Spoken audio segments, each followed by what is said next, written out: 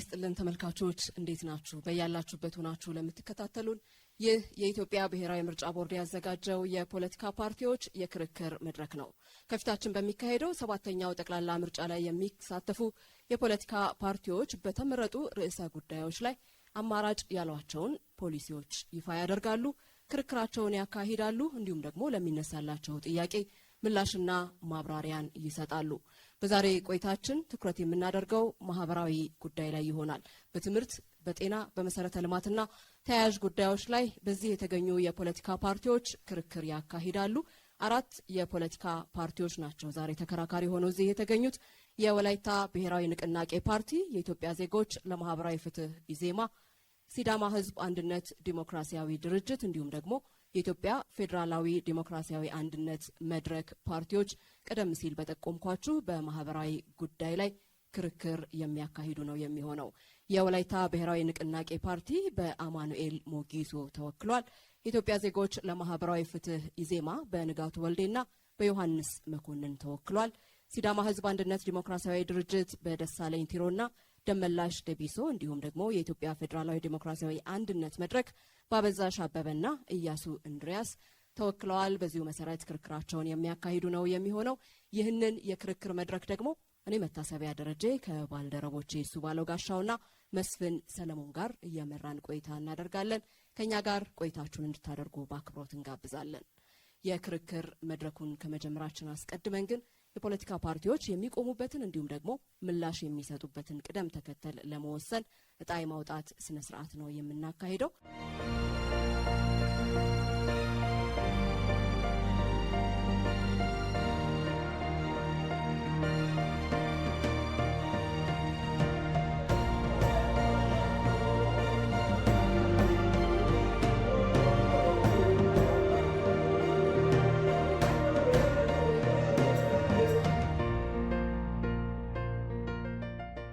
በዚህ ያላችሁ ታዳሚዎች እንዲሁም ደግሞ የፖለቲካ ፓርቲዎች እንኳን ደህና መጣችሁ።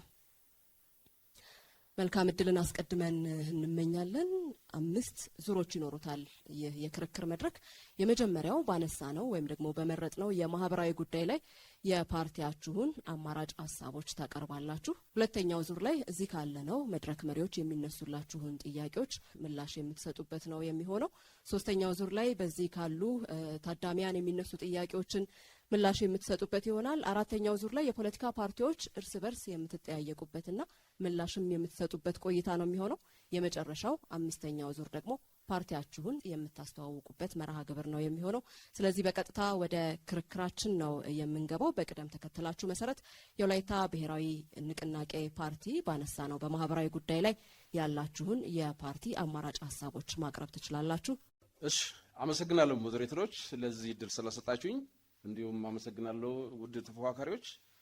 መላው ኢትዮጵያ ህዝብ ዛሬ ከፊታችሁ ቆሜ በማህበራዊ ፖሊሲ ለመከራከር ብቻ ሳይሆን አማራጭ ሀሳብም ለማቅረብ ነው። ክቡራንና ክቡራት፣ የአንድ ሀገር የወደፊት ዕጣ ፈንታ በንግግር የሚገነባ ሳይሆን ህፃናት የሚማሩበት፣ ህሙማን የሚታከሙበት እና ውሃ የሚፈስበት ነው። ማህበራዊ ፖሊሲ የሰው ልጅ ክብር ህንፃ ነው። መሰረቱ ደካማ ከሆነ አጠቃላይ የማህበረሰብ መዋቅር ይንቀጠቀጣል። ኃላፊነት የሚሰማው መንግስት፣ መምህራን፣ የጤና ባለሙያዎች፣ የመንግስት ሰራተኞች የአገር ምሰሶ እንደሆኑ ያስባል። ስለሆነ ወላይታ ብሔራዊ ንቅናቄ ይህን ምርጫ አሸንፎ መንግስት ከሆነ ለመምህራንና ለጤና ባለሙያዎች የመኖሪያ ቤት ጥያቄዎችን በመዋቅር በተቀናጀና በተደራጀ መንገድ ይመልሳል። ለዚህም 3 ምሰሶች አሉ። አንደኛ የመንግስት የመኖሪያ ቤት ድጋፍ ወይም ግንባታ፣ ሁለተኛ የድጎማ ሞርጌጅ እቅድ፣ ሶስተኛ የክራይ ስርዓት ይዘረጋል። ከማህበራዊ ዘርፍ ምሰሶ ስለሆነ ኢትዮጵያ የትምህርት ማህበራዊ የሆነ ቀውስ ተቋማዊ ውድቀት ብቻ አይደለም፣ የማህበራዊ ፍትሃዊነት ጭምርም ነው። ትምህርት ስኬት በኢኮኖሚ በማህበራዊ ሁኔታዎች ሲወሰን አንድ ግለሰብ ውድቀት የሚታየው ብዙውን ጊዜ የግለሰብ ተደርጎ ይወስዳል። ይህ ግን የማህበራዊም ችግር ነው። ስለሆነም የወደፊት ዕጣ ፈንታ ያመጣል ተብሎ የሚታሰበው ይህ ትምህርት እያንዳንዱ የሀገር የወደፊት ህይወቱን የሚገነባበት መሰረት ነው። ማህበረሰቦች እውቀትን ያስተላልፋሉ፣ የሚያዳብሩትም የረጅም ጊዜ እድገትን የሚያረጋግጡበት ነው። ሆኖም ግን ትምህርት ለለውጥ ሂደት ይልቅ ግምገማ ላይ ሲያተኩር አንደኛ ትምህርት ቤቶች የተሟላ ቤተ መጻሕፍት የላቸውም። 66% ብቻ ነው የተሟላ መጻሕፍት ያላቸው ላይብራሪዎች። 40% ላቦራቶሪዎች ናቸው። የተሟላ ውሃ ያላቸው 60% ብቻ ናቸው። ከዚህም ባለፈ በከተማና በገጠር ሶማሌ ወይም ድሬዳዋ 26% ብቻ ተማሪዎች ሲያልፉ አዲስ አበባ ላይ 89% ተማሪዎች። ስለዚህ የትምህርት ስርዓቱ ገጠርና ከተማን የለየ ነው። ስለሆነም ኢትዮጵያ ውስጥ ከትምህርት ረገድ በአንድ ሀገር ሳይሆን በጂኦግራፊ ሎተሪ የተከፈለ ህዝቦች ነን። ስለሆነም ይህን ችግር ለመቅረፍ ወላይታ ብሔራዊ ንቅናቄ አንደኛ የትምህርት ስርዓቱን ማስተካከል። የትምህርት ስርዓቱ የምዘና ስርዓት አብዛኛው በሮት ሚሞራይዜሽን ወይም ደግሞ በማስታወስ ላይ ብቻ የተመሰረተው የትንተና የሀሳብ መሰብሰብ ወይም ደግሞ የግምገማና የእሴት ላይ የተመሰረተ የግምገማና የስርዓተ ትምህርት ለውጥ ያደርጋል። ለመምህራን የመኖሪያ ቤት ምቹዎችን ዩኒቨርሲቲዎች ከሃይስኩሎች ጋር እንዲመሳሰሉና እንዲደጋገፉ ይደረጋል። ጤናን በተመለከተ በርካታ ዜጎች ዛሬ በአገራችን በችግር ላይ ይገኛሉ። ይህንንም ችግር ለመቅረፍ ጤና አንደኛ ማህበረሰብን በደንብ ማዕከል ያደረገ የጤና ስርዓት እንዘረጋለን።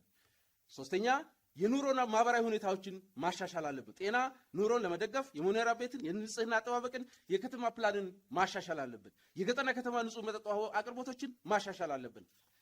ሌላኛው ጤና ለሰው ልጅ ህልውና ለሰው ልጅ ማህበራዊ እድገትም ቅድመ ሁኔታ ነው። ስለዚህ በሆስፒታሎችና በአገልግሎት ላይ ብቻ አይደለም። ስለዚህ ጤና ግንዛቤ ማስጨበጥ፣ ማህበረሰብ አቀፍ የጤና ስርዓቶችን መዘርጋት እንዲሁም ጠንካራ የሚሆኑ ህዝቦች ታሞ ማከም ብቻ ሳይሆን ዜጎች ጤንነታቸውን፣ አመጋገብ ስርዓታቸውና በተለይ የስፖርት ስርዓት በአገራዊ ፕሮግራም ነድፈን ሁሉም ስፖርት ለጤናን እናስጀምራለን። በመጨረሻ ትልቁና ዋነኛ የሆነው የማህበራዊ ፍትህ ላይ እያንዳንዱ ዜጋ እንደ ኢትዮጵያዊ የሚገባውን የወላይታ ብሔራዊ ንቅናቄ ሰዓታችሁን ጨርሳችኋል። የሲዳማ ህዝብ አንድነት ዲሞክራሲያዊ ድርጅት ፓርቲያችሁን ባነሳነው ጉዳይ ላይ ያለውን አማራጭ ሀሳቦች ማቅረብ ትችላላችሁ። ክቡራንና ክቡራት ኢትዮጵያውያን፣ የተከበራችሁ መራጮቻችን እንኳን ለሰባተኛ ሀገራዊ ምርጫ በሰላም አደረሳችሁ እያለ የሲዳማ ህዝብ አንድነት ዲሞክራሲያዊ ድርጅት መልካም ሰላምታውን ያቀርብላችኋል። ከዚህ በመቀጠል የሲዳማ ህዝብ አንድነት ዲሞክራሲያዊ ድርጅት የተደራጀበት ዋነኛ ዓላማውን ማንፌስቶንም ልናሳውቃችሁ እንወዳለን።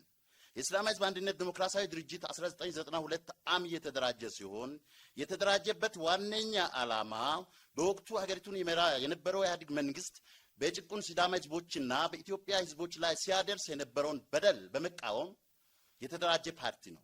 የፓርቲያችን ዓላማ የመጀመሪያው ለሰብአዊ ክብር፣ ሁለተኛ ለዲሞክራሲ፣ ለፍትህ፣ ለእኩልነት፣ ለማህበራዊና ፖለቲካዊ ጉዳዮች አትኩሮት ሰጥቶ የሚሰራ ፓርቲ ነው። ሲዳማ ህዝብ አንድነት ዲሞክራሲያዊ ድርጅት ለሰባተኛ ሀገራዊ ምርጫ በማግባሪያ ጉዳዮች ላይ እና የአካባቢ ጥበቃን በተመለከተ አማራጭ ፖሊሲ ይዞላችሁ ቀርቧል። ማህበራዊ ጉዳዮች ማለት ምን ማለት ነው? ማህበራዊ ጉዳዮች ማለት ሁሉም ዜጎች በያሉበት ሁሉ የሚያከናውኗቸው የዕለት ዕለት ተግባራቶች ናቸው ብሎ የሲዳማ ህዝብ አንድነት ዲሞክራሲያዊ ድርጅት ያምናል። ይህ ማለት ሰዎች ለዕለት ዕለት በሚኖሩበት ኑሯቸው ተግባር ውስጥ የእርስ በርስ መስተጋብሮች ሃይማኖታዊ፣ ፖለቲካዊ፣ ባህላዊ፣ ኢኮኖሚያዊና የተለያዩ መስተጋብሮች ያሉት ሲሆን እነዚህን መስተጋብሮች የሚያሳድግበት አንደኛው መንገድ ትምህርት ነው ብሎ ያምናል። ከማህበራዊ ጉዳዮች ውስጥ ሰዎች ከዕለት ዕለት ተግባራቶቻቸው ጋር የሚያስተሳስራቸው ጉዳይ ውስጥ ለምሳሌ ላይ ለመጥቀስ ብንፈልግ እድሮች አሉ፣ እቁቦች አሉ፣ ባህላዊና ሃይማኖታዊ በዓላቶች አሉ።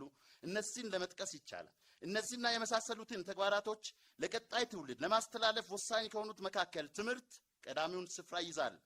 ትምህርት ለማንኛውም ለሰው ልጅ ለየትኛውም ሀገር እድገት መሰረት ስለመሆኑ ማንም የሚያውቀው ማንም የማይክደው ሀቅ ነው። ማለትም ማንኛውም ዜጋ ትምህርት የመማር እድል የጠበበ ሲሆን የትምህርት ተደራሽነት ከሌለ ከእውቀት ነፃ ይሆንና ሀገሪቱን ለመምራት አይችልም ብሎ ፓርቲያችን በጽኑ ያምናል። በሀገራችን ኢትዮጵያ ሲወርድ ሲዋረድ የመጣው የትምህርት የማስፋፋት ስራ ተስፋ ሰጪ ቢሆንም የትምህርት አሰጣጥ ስርዓት ፖሊሲው ከሀገሪቱ ቀደምትነት ስልጣኔ ጋር ሲመዛዘን ደረጃውን ያልጠበቀ መንግስታት በተቀያየሩ ልክ የሚቀያየር የሚፈርስና የሚገነባ ሆኖ ስለተዋቀረ የትምህርት ጥራቱ ሊወድቅ ችሏል። በተጨማሪም የትምህርት ዘርፉ ከፖለቲካ ጥገኝነት ነፃ ሆኖ ባለመደራጀቱ መደራጀት ሲገባው ከአንደኛ ወይም ከመጀመሪያ ደረጃ አንስቶ እስከ ላይኛው ከፍተኛ ደረጃ ያለው ትምህርት በፖለቲካ ትስስር ውስጥ የገባ ይመስላል።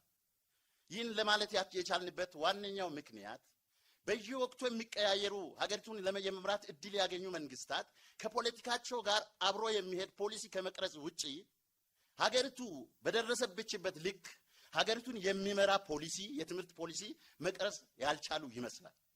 ስለሆነም ፓርቲያችን ሲዳማ ህዝብ አንድነት ዲሞክራሲያዊ ድርጅት በትምህርት ያለው ፖሊሲ የተለየ ፖሊሲ አማራጭ ፖሊሲ አለው።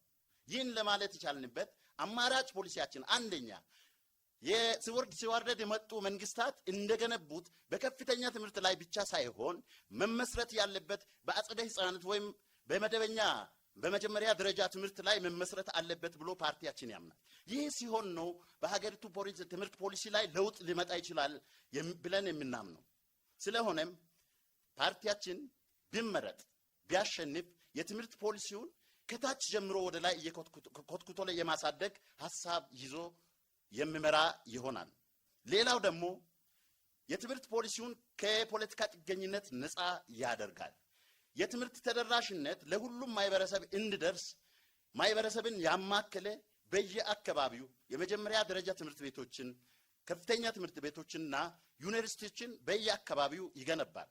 ይህን ገንብቶ ብቻ የትምህርት ለውጥ ወይም ውጤት ሊመጣ ስለማይችል በየትምህርት ዘርፉ በየእርከኑ በትምህርቱ ዘርፍ የተሰለጠኑ በቂ መምህራንን በማደራጀት በማሰማራት የትምህርትን ጥራት ያሻሽላል። ይህም ብቻ አይደለም። የትምህርትን ጥራት ለማሻሻል ለተለያዩ ለመምህራን የተወሰነ ድጎማ ሲሰጣቸው የሲዳማ ህዝብ አንድነት ዲሞክራሲያዊ ድርጅት የተፈቀደላችሁን ሰዓት አጠናቃችኋል። በቀጣይ የኢትዮጵያ ዜጎች ለማህበራዊ ፍትህ ኢዜማ። አመሰግናለሁ። ይህ ውድ ኢትዮጵያውያን የሀገራችን ዜጎች የኢትዮጵያ ዜጎች ለማህበራዊ ፍትህ በማህበራዊ ዘርፍ ውስጥ ያሰናዳውን ፖሊሲ መግቢያ በንባብ አሰማለሁ።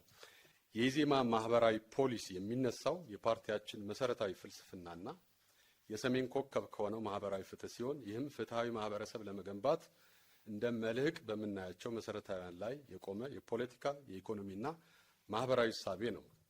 ማንኛውም ፖሊሲ እነዚህን መሰረታዊያን ማለትም ፍትሃዊ የሀብት ክፍፍል፣ ተደራሽነትን፣ ተሳትፎን፣ ሰብአዊ መብትን፣ አካታችነትን ያረጋገጠ መሆኑ ላይ ትኩረት ያደርጋል። በዚህ መግቢያ የኢዜማ ማህበራዊ ፖሊሲ በሚከተሉት አበይት የማህበራዊ ጉዳዮች ላይ ትኩረቱን አድርጓል። ትምህርት፣ ጤናና ድህነት። በኢትዮጵያ ውስጥ ድሆችን ታሳቢ ያደረጉ ዘርፎች ተብለው የሚታወቁት ትምህርት፣ ጤና፣ ግብርና፣ መንገድና ውሃ ለረጅም ዓመታት የመንግስት የልማት ስትራቴጂ ማዕከል ነበሩ። ሆኖም ባለፉት 8 ዓመታት ለዘርፉ የተመደበው በጀት ከአጠቃላይ በጀትም ሆነ ከጠቅላላ የሀገር ውስጥ ምርት ያለው ድርሻ እያሽቆለቆለ መሆኑን መረጃዎች ያሳያሉ። እንደ ዓለም ባንክ መረጃ 10 ዓመታት የኢትዮጵያ ትምህርት ከነበረው ከ20 እስከ 25 በመቶ የበጀት ድርሻ በ24-25 ወደ 12 በመቶ አሽቆልቁሏል። ይህ አሃዝ ሀገሪቱ ጥራት ያለው ትምህርት ለማዳረስ በፈረመችው የኢንቺዮን ስምምነት ከተቀመጠው ከ15 እስከ 20 ዝቅተኛ ግብ በታች ነው። ይህም መንግስት የዘላቂ ልማት ግቦችን ለማሳካት የገባውን ቃል ወደ ጎን በማለት ለማህበራዊ ዘርፍ የሚሰጠውን የፋይናንስ ቅድሚያ መቀነሱና ለማህበራዊ ፍትህ መጓደል ምክንያት መሆኑን ያሳያል።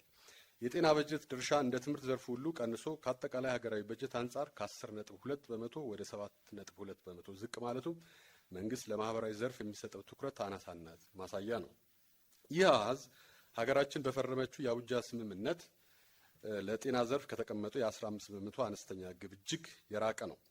የኢትዮጵያ ማህበራዊ ዘርፍ በግጭት፣ በአየር ንብረት ለውጥ ሳቢያ በሚከሰት ድርቅ፣ በከፍተኛ ዋጋ ግሽበትና በስፋት በሚታይ ድህነት ምክንያት ከባድ ፈተናዎች ከፊት ተደቅነዋል።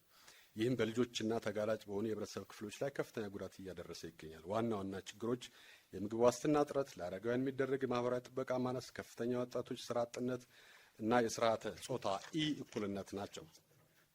ውድ ኢትዮጵያውያን፣ ከላይ እንደተገለጸው የገዢ ፓርቲ የማህበራዊ ድጋፍ አቀራረብ እንደ ማዕድ ማጋራት ያሉ መርሃ ግብሮች ለተቸገሩ ወገኖች መድረሳቸው በጎ ቢሆንም ድጋፉ እንደ ፖለቲካዊ ትርፍ መጠቀሚያ ማድረግ ኢሞራላዊ ተግባር ነው።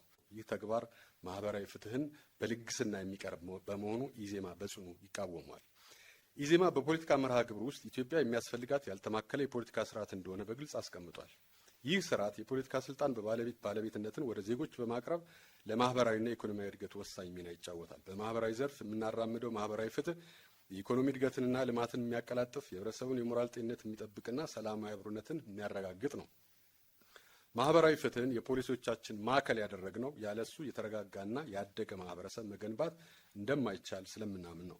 የኢዜማ ምርጫ የማህበራዊ ፍትህ ምርጫ ነው። ኢትዮጵያ የሁላችንም ኩራት፣ የሁላችንም እናትና የእኩልነታችን መሰረት ለማድረግ ባለሚዛን ምልክት የሆነውን ኢዜማ እንዲመርጡ ጥሪያችንን እናቀርባለን። ሚዛን ስትመርጡ ፍትህን ትመርጣላችሁ። ሚዛንን ስትመርጡ የዜጎችን እኩልነት ታረጋግጣላችሁ። ሚዛንን ስትመርጡ ህጋዊነትን ታነግሳላችሁ። ሚዛንን ምረጡ። አመሰግናለሁ። የኢትዮጵያ ዜጎች ለማህበራዊ ፍትህ ኢዜማ የተመደበላችሁን ሰዓት አጠናቃችኋል። የኢትዮጵያ ፌዴራላዊ ዴሞክራሲያዊ አንድነት መድረክ። አመሰግናለሁ። የተከበራችሁ የሀገራችን ህዝቦች፣ ክቡራትና ክቡራን ታዳሚዎች፣ ውድ መራጭ ህዝብ እንኳን ለሰባተኛ ዙር ጠቅላላ ምርጫ በሰላም አደረሳችሁ አደረሰን። ከዚህ ቀጥሎ የሚቀርበው የፓርቲያችን መድረክ የማህበራዊ ጉዳይ ፖሊሲ ሲሆን የመድረክ አባል ፓርቲዎች የሲዳማ አርነት ንቅናቄ፣ ኦሮሞ ፌዴራሊስት ኮንግሬስ፣ የአፋር ህዝብ ፍትሃዊና ዲሞክራሲያዊ ፓርቲ፣ አረና ትግራይ ለዲሞክራሲና ለሉዓላዊ ናቸው። ኢትዮጵያ ዛሬ በታሪኳ ውስጥ ከፍተኛ ለውጥ ፍለጋ ላይ ቆማለች። ይህ ለውጥ በቃልና በስሜት የሚወሰን ሳይሆን በእውነተኛ ህይወት የሚታይ የህዝብ ችግር ነው። ዛሬ ብዙ ወጣቶች የስራ ዕድል እጥረት ውስጥ ናቸው። ቤተሰቦች የኑሮ ውድነት ጫና ስር ናቸው። አረጋውያን ያለ ድጋፍ እየኖሩ ናቸው። እናም ብዙ ህፃናት የጥራት ትምህርትና ጤና አገልግሎት ማግኘት አልቻሉም። ይህ ሁኔታ የተፈጥሮ ሳይሆን የፖሊስ እጥረትና የአፈጻጸም ድክመት ውጤት ነው ብለን እናምናለን። እኛ የምናቀርበው አማራጭ አቅጣጫ ግልጽ ነው። ፍትህ ያለበት ማህበረሰብ፣ እድል ያለበት ወጣት፣ ጤናና ትምህርት የሰፈነበት ሀገርና ማንም ወደኋላ የማይቀርበት ማህበራዊ ስርዓት መገንባት ነው። ስለዚህ ፓርቲያችን በትምህርት በጤናና በወጣቶች ላይ ግልጽ ፖሊሲና ተግባራዊ ሊሆን የሚችል ሀሳብ ይዞ ቀርቧል። የትምህርት ፖሊሲ የትምህርት ስርዓታችን ሁሉም ዜጎች በእኩል እድል የሚያገናኝ በችሎታና በፈጠራ የተመሰረተ ከዓለም ጋር የሚወዳደሩ ትውልድን የሚያፈራ እንዲሆን መስራት ራዕያችን ነው። ትምህርት የልማት መሰረት ነው። ያለ ትምህርት እድገት የለም፣ ያለ እውቀት ነፃነት የለም ብለን እናምናለን። ፓርቲያችን መድረክ ሲመረጥ እስከ ሁለተኛ ደረጃ ድረስ ነፃ ትምህርት ለሁሉም ዜጎች እንዲሆን ይሰራል። በከተማና በገጠር የትምህርት ጥራት ልዩነትን ያጠፋል። በግል ትምህርት ተቋማትና በመንግስት ትምህርት ቤቶች መካከል የሚፈጠረውን የጥራትና የክፍያ ክፍተቶችን እናጠባለን። የቴክኒክና ሙያ ስልጠና ማዕከላትን እናስፋፋለን። የኤዱኬሽን ቴክኖሎጂ ወደ ሁሉም ትምህርት ቤቶች እናዳርሳለን። ለጎልማሶች ትምህርት ልዩ ትኩረት እንሰጣለን። ለመምህራን ክብር፣ ልማትና አቅም ግንባታ ልዩ ትኩረት እንሰጣለን። የሀገሪቱን በጀት 20% ለትምህርት ዘርፍ ብቻ እንዲመደብ እናደርጋለን። ሁለተኛ፣ የጤና ፖሊሲ። ጤና የሰው ሀብት ነው። የታመመ ህዝብ አያመርትም፣ አይማርም፣ አያድግም ብለን ስለምናምን ፓርቲያችን ሲመረጥ በሽታን ከመከሰቱ በፊት ለመከላከል የተመሰረተ ስርዓት ይገነባል። ከዚያም አለፍ ሲል አክሞ የማዳን አቅምን በመገንባትና የባለሙያ ክህሎትን በማሳደግ የውጭ ሕክምና ጉዞ ቅነሳ ላይ በልዩ ትኩረት ይሰራል። የመጀመሪያ ደረጃ ሕክምና እርዳታ ለሁሉም ዜጎች በነፃ እንዲሆን ያደርጋል። በሁሉም ወረዳዎች የጤና ተቋማትን እናስፋፋለን። መድኃኒትና ሕክምና መሳሪያ ማምረትን እናበረታታለን። ሶስተኛ የወጣቶች ማህበራዊ ደህንነት። ወጣቶች የነገ መሪዎች ናቸው። ስራ ፈጠራ የመንግስት ቁጥር 1 ተግባር ነው ብለን እናምናለን። ስራ አጥነት ደግሞ የፖሊሲ ውድቀት ነው ብለን እናምናለን። ነገር ግን ዛሬ ስራ አጥነት ሱስና ተስፋ በመቁረጥ ወጣቶቻችን እያጣናቸው ነው። ፓርቲያችን መድረክ ሲመረጥ ስራ አጥነትን በየደረጃው ይቀንሳል፣ ለወጣቶች ስራና ስልጠና መዝናኛ ማዕከላትን ይፈጥራል፣ በእያንዳንዱ ክልል ልዩ የስራ ፈጠራ ዞኖችን ወይም ፕሮዳክሽን ዞንስ ይፈጥራል፣ የማስ ኢንተርፕሬነርሺፕ እቅድ እንተገብራለን፣ የዲጂታል ኢትዮጵያ ጆብስ ላይክ ፍሪላንሲንግ፣ ኦንላይን ወርክ፣ ሪሞት ጆብስ እናበረታታለን። በመጨረሻም ጋሬንትድ ወርክ ሲስቴም እንፈጥራለን። በፈጠራ ስራ ካልተገኘ መንግስት ለወጣት ስራ መስጠት ስላለበት ለወጣት ስራ እንሰጣለን ብለን እናምናለን። አመሰግናለሁ። ሁላችሁንም ከልብ አድርገን እናመሰግናለን። የመጀመሪያውን ዙር ጨርሰናል። ወደ ሁለተኛው ዙር ነው የምንሻገረው። እዚህ ካለነው የሚነሱ ጥያቄዎች አሉ። በቅደም ተከተላችሁ መሰረት የወላይታ ብሔራዊ ንቅናቄ ፓርቲ ጤናና ትምህርትን ተደራሽ እንዲሁም ደግሞ ጥራቱን የጠበቀ ለማድረግ ፖሊሲያችሁ ምን አዲስ ነገር ይዞ መጥቷል? ብዙ ጊዜ ጥራት ሲነሳ ተደራሽነት ላይ ውስንነት ይኖርበታል ይባላል። በተቃራኒውም በተመሳሳይ እንደዚህ የሚነሱ ሀሳቦች ይኖራሉ። ቀደም ሲል እናንተ ስታቀርቡ ደግሞ የተሻለ የትምህርት ፖሊሲ ላይ እንደምትሰሩና በከተማና በገጠር መካከል ያለው የትምህርት ተደራሽነትም ውስንነት እንዳለበት ስታነሱ ነበረ። ስለዚህ እናንተ ምን አዲስ ሀሳብ ይዛችሁ መጥታችኋል? እሺ፣ አመሰግናለሁ ለተነሳው ጥያቄ። ወላይታ ብሔራዊ ንቅናቄ የኖረበት ነው፣ በትምህርት ላይ የኖረበት ነው። ቤተሰቦቻችንም መምህራኖች ናቸው፣ እኔም መምህር ነኝ። ስለሆነም የትምህርት ጥራት ጉዳይ የኢኮኖሚ ጉዳይ ነው። የትምህርት ጥራት ጉዳይ የሰብአዊ መብት ጉዳይ ነው። የትምህርት ጥራት ጉዳይ አጠቃላይ የሀገረ መንግስት ግንባታ ጉዳይ ነው። እስካሁን ድረስ በኢትዮጵያ ትክክለኛውን መስመር የያዘ ትራክ ላይ የገባ የትምህርት ጥራት አልተሰራም። ስለዚህ እናንተ ምን ልትሰሩ አስባችሁ? የትምህርት ጥራት ዋና የመጀመሪያ ስራችን አሁን ላይ ያለው የመጀመሪያ ዝቅተኛውን የሰዎችን የማስታወስና አነስተኛ የመረዳት ክህሎት ላይ የተመረኮሰው ለልጆች ገፋ ሲሉ ምርምር፣ አዳዲስ ፈጠራ ላይ አቅም ስለማይፈጥር ሶስተኛ፣ አራተኛና አምስተኛ ማለትም ትንተና፣ ሐሳብን ጨምቆ መሰብሰብ፣ ግምገማ ኢቫሉዌሽን የምንለው፣ ቀጥሎ ቫልዩ ወይም ደግሞ እሴት ነው። ይህ ሰዎች በአገር ላይ በሚሰሩ ስራ ላይ ከስነ ምግባር አንጻር ነገሮችን እንዲበይኑ፣ ነገሮች እንዲመረምሩ የሚያደርግ ነው። ስለዚህ የምዘናና የስርዓተ ትምህርቱ ዋና ቁልፍ መቀየሪያ ዘዴያችን ምንድነው የሚሆነው? ትምህርቱ ሰዎች ሐሳባቸውን እንዲገልጹ፣ እንዲያብራሩ፣ እንዲተነትኑ ክሪቲካል ቲንኪንግን የሚያሳድግ አዳዲስ ፈጠራን የሚፈጥር ስርዓተ ትምህርት እንቀርጻለን። ይሄ በኢትዮጵያ አልተተገበረም። ተደራሽነት ላይ በነገራችን ላይ ኢትዮጵያ ትምህርት ሪፎርም ላይ ነው ያለችው የተባለው። ሪፎርም ላይ ስትመጣ 34% ወደዛ ይቀንሷል። ስለዚህ የኛ ስራ ምንድነው? የወላይታ ብሔራዊ ንቅናቄ ፓርቲ የተሰጣችሁን ሰዓት አጠናቃችኋል። የሲዳማ ሕዝብ አንድነት ዲሞክራሲያዊ ድርጅት በእናንተ በኩልስ ምን አዲስ ነገር ይዛችሁ መጥታችኋል?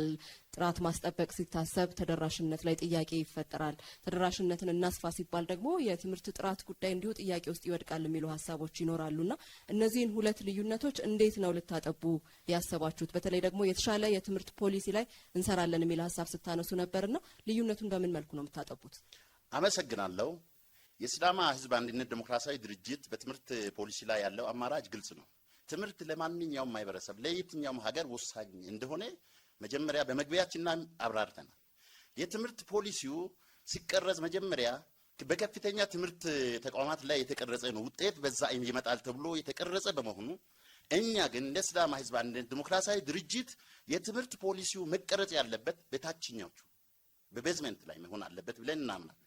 ቤዝመንት ላይ የተቀረጸ ተማሪ አንድ አርሶ አደር በወቅቱ በጊዜ መሬት አርሶ በጊዜ ዘርቶ ኮትኩቶ ካላሳደገ ምርት እንደማያገኝ ሁሉ የትምህርት ፖሊሲውን በታችኛዎቹ በህፃናት ላይ ካልተሰራ ለውጥ አያመጣም ብለን የተለየ ፖሊሲያችን ላይ ይሄን ይዘናል።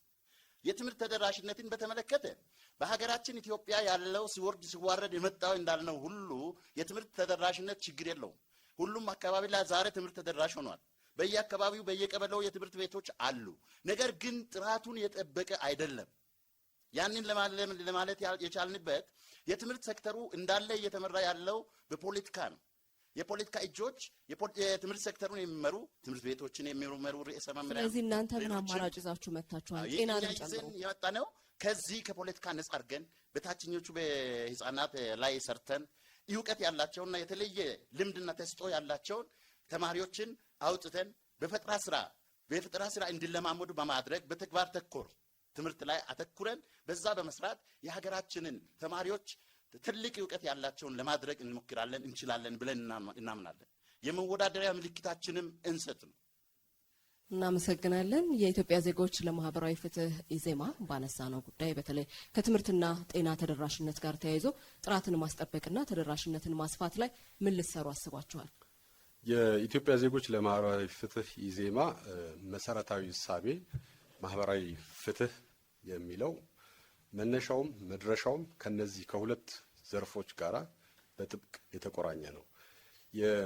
በተለይ የትምህርት ዘርፍን እኩልነት አክሰስ ወይ ደግሞ ተደራሽ ማድረግ እንደገና ደግሞ ጥራቱን መጠበቅ ሁለቱም አንድ ላይ የሚሄዱ እንጂ አንዱን ጥሎ ሌላውን አንጠልጥሎ መሄድ የሚቻልበት ሁኔታ የለም። ምክንያቱም ባለፉት በተለይ በኢህአዴግ ዘመናት በአንጻራዊነት የትምህርት አክሰስ እየሰፋ ሄዶ ነበር። ነገር ግን ጥራቱ በከፍተኛ ደረጃ አሽቆልቁሎ አሁን ያለንበት ማጥ ውስጥ ገብተናል። ቅድም ቁጥሮች ሲነሱ ነበረ። ያ የፖሊሲው ድክመት ውጤት ነው። ስለዚህ ጥራትን መሰረት ያደረገ ሲባል ደግሞ አንደኛ ተደራሽ መሆን አለበት። ከታችኛው የትምህርት እርከን ጀምሮ ከመዋለ ሕፃናት ጀምሮ አክሰስ መኖር አለበት። ስለዚህ እንዴት ታመጣጥናላችሁ? በመምህራን ላይ ጥራትና ተደራሽነትን እንዴት ነው የምታመጣጥኑት? አሁን ለምሳሌ በከፍተኛ የትምህርት ተቋማት ላይ በጣም በቂ የሆኑ ዩኒቨርሲቲዎች ተቋማት አሉ። እነዚህ ግን ምንድነው የጎደላቸው? ጥራት ነው። ስለዚህ ጥራት ላይ መሰራት አለበት። የመምህራን ስልጠና መካሄድ አለበት። ግብዓቶች መሻሻል አለባቸው። የትምህርት ግብዓቶች በእነዚህ ምክንያት ጥራቱን ከፍ ማድረግ ይቻላል። በታችኛው እርከን ደግሞ አክሰስ በጣም ማስፋት ይፈልጋል። በተለይ በመዋለ ሕፃናት በአንደኛ ደረጃ የትምህርት ዘርፍ ላይ በከፍተኛ ሁለተኛ ደረጃ ላይ በተመሳሳይ የመምህራን ስልጠና ላይ ግብዓት ላይ በደንብ ከተሰራ ጥራቱ እየመጣ ይሄዳል። ስለዚህ አክሰስም ጥራትም በተመሳሳይ ደረጃ ማስጠበቅ የሚቻልበት እድል አለ ማለት ነው። እናመሰግናለን። የኢትዮጵያ ፌዴራላዊ ዴሞክራሲያዊ አንድነት መድረክ በእናንተ በኩል ቀደም ሲል ሲነሳ የነበረ ሀሳብ አለ። የከተማና የገጠር የትምህርት ጥራት ልዩነትን እናጠባለን ስትሉ ነበርና የጥራት ልዩነት አለ ብላችሁ ታስባላችሁ?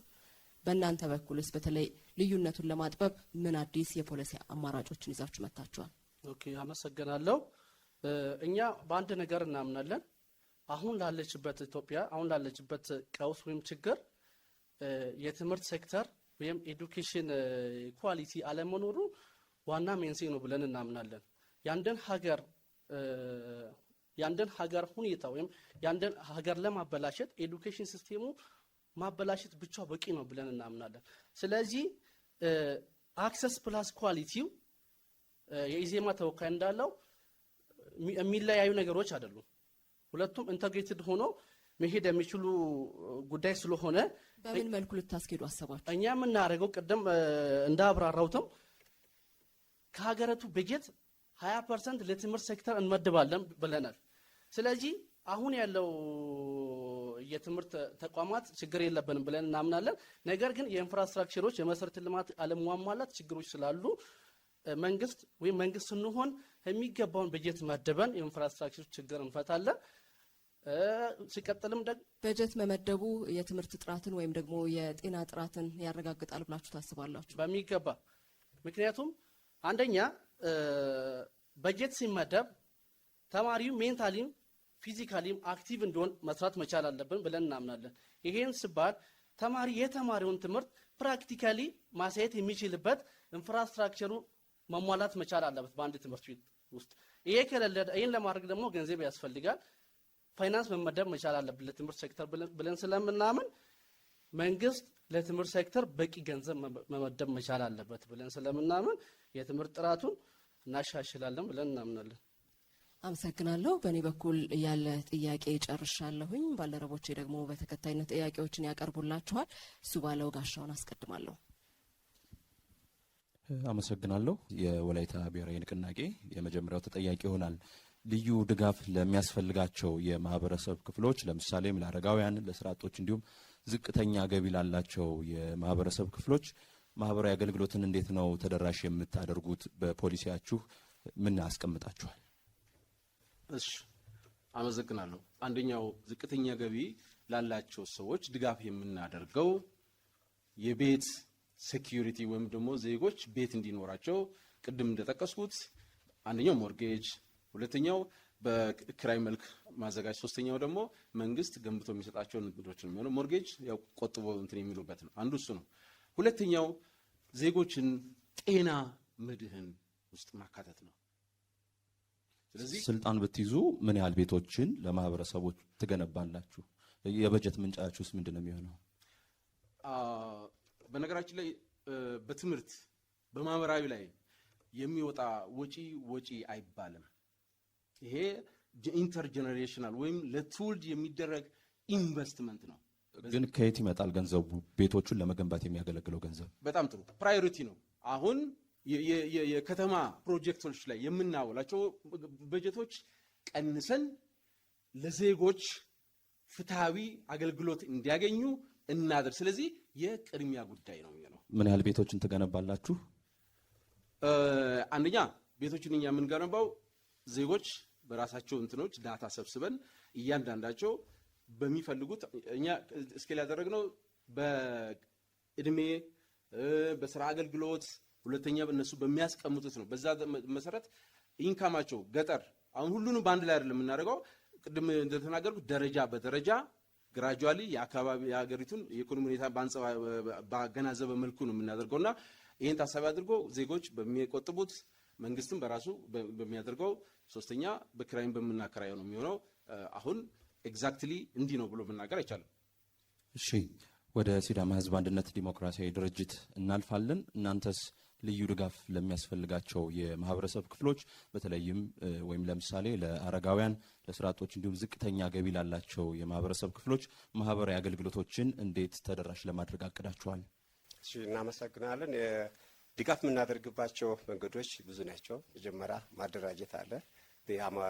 ሃይማኖታዊ ተቋማት፣ ረጂ ድርጅቶች የውጭ ሀገር ውስጥና ከውጭ መጡት እነሱን በማደራጀት እዛ ያሉትን ማደራጅቶ ስራ የሚፈጥሩበትን መንገድ በመፍጠር መጀመሪያ እንቅስቃሴ ፋውንዴሽናችን የሚሆን ራሳቸውን ማንቀሳቀስ እየሰሩ እንዲረዱ የሚደረግበት እጃቸው ላይ ምን አለ የሚለውን ነገር ቀድመን ግንዛቤ በመስጠት ከዛም በኋላ የምንደግፋቸውን መንገድ እያየናቸው የሰጠነው ነገር ተጠቅመው አልተጠቀሙም፣ የሚያባክን አለ፣ ጥቅም ላይ የሚያውል አለ። እሱን እያየን ድጋፍ መስጠባቸው የተለያዩ ረጂ ድርጅቶችን እየፈለገ ግልጽ ያድርጉልን። እርዳታ እንዲሰጥ ነው በረጂ ድርጅቶች ወይስ እናንተ በረጂ ድርጅቶችና በሃይማኖት ተቋማት ማለት ነው ወይስ ተደራጅተው ራሳቸው እንዲሰሩ ስራ እንዲፈጥሩ ነው? ግልጽ አድርገው ያስቀምጡልን። መጀመሪያ ከመደራጀታቸው በፊት ግንዛቤ ነው የምሰጠው። እንዴት ነው ስራ መፍጠር የሚቻለው፣ እንዴት ነው ራስ መቻል የሚቻለው የሚለው ግንዛቤ ከተሰጠ በኋላ አካባቢ ማህበረሰብ አቅም ያላቸውን በመሰብሰብ እና እንዲሁ ረጂ አገር ላይ በፈቃደኝነት መተም ነው ኤንጂኦዎችን የመሰሉትን እያመጣን በእነርሱ በኩል እንደገና ደግሞ መንግስት ስራውን የሚሰራው ከእርዳታ በሚያገኘው ገንዘብ ነው ማለት ነው።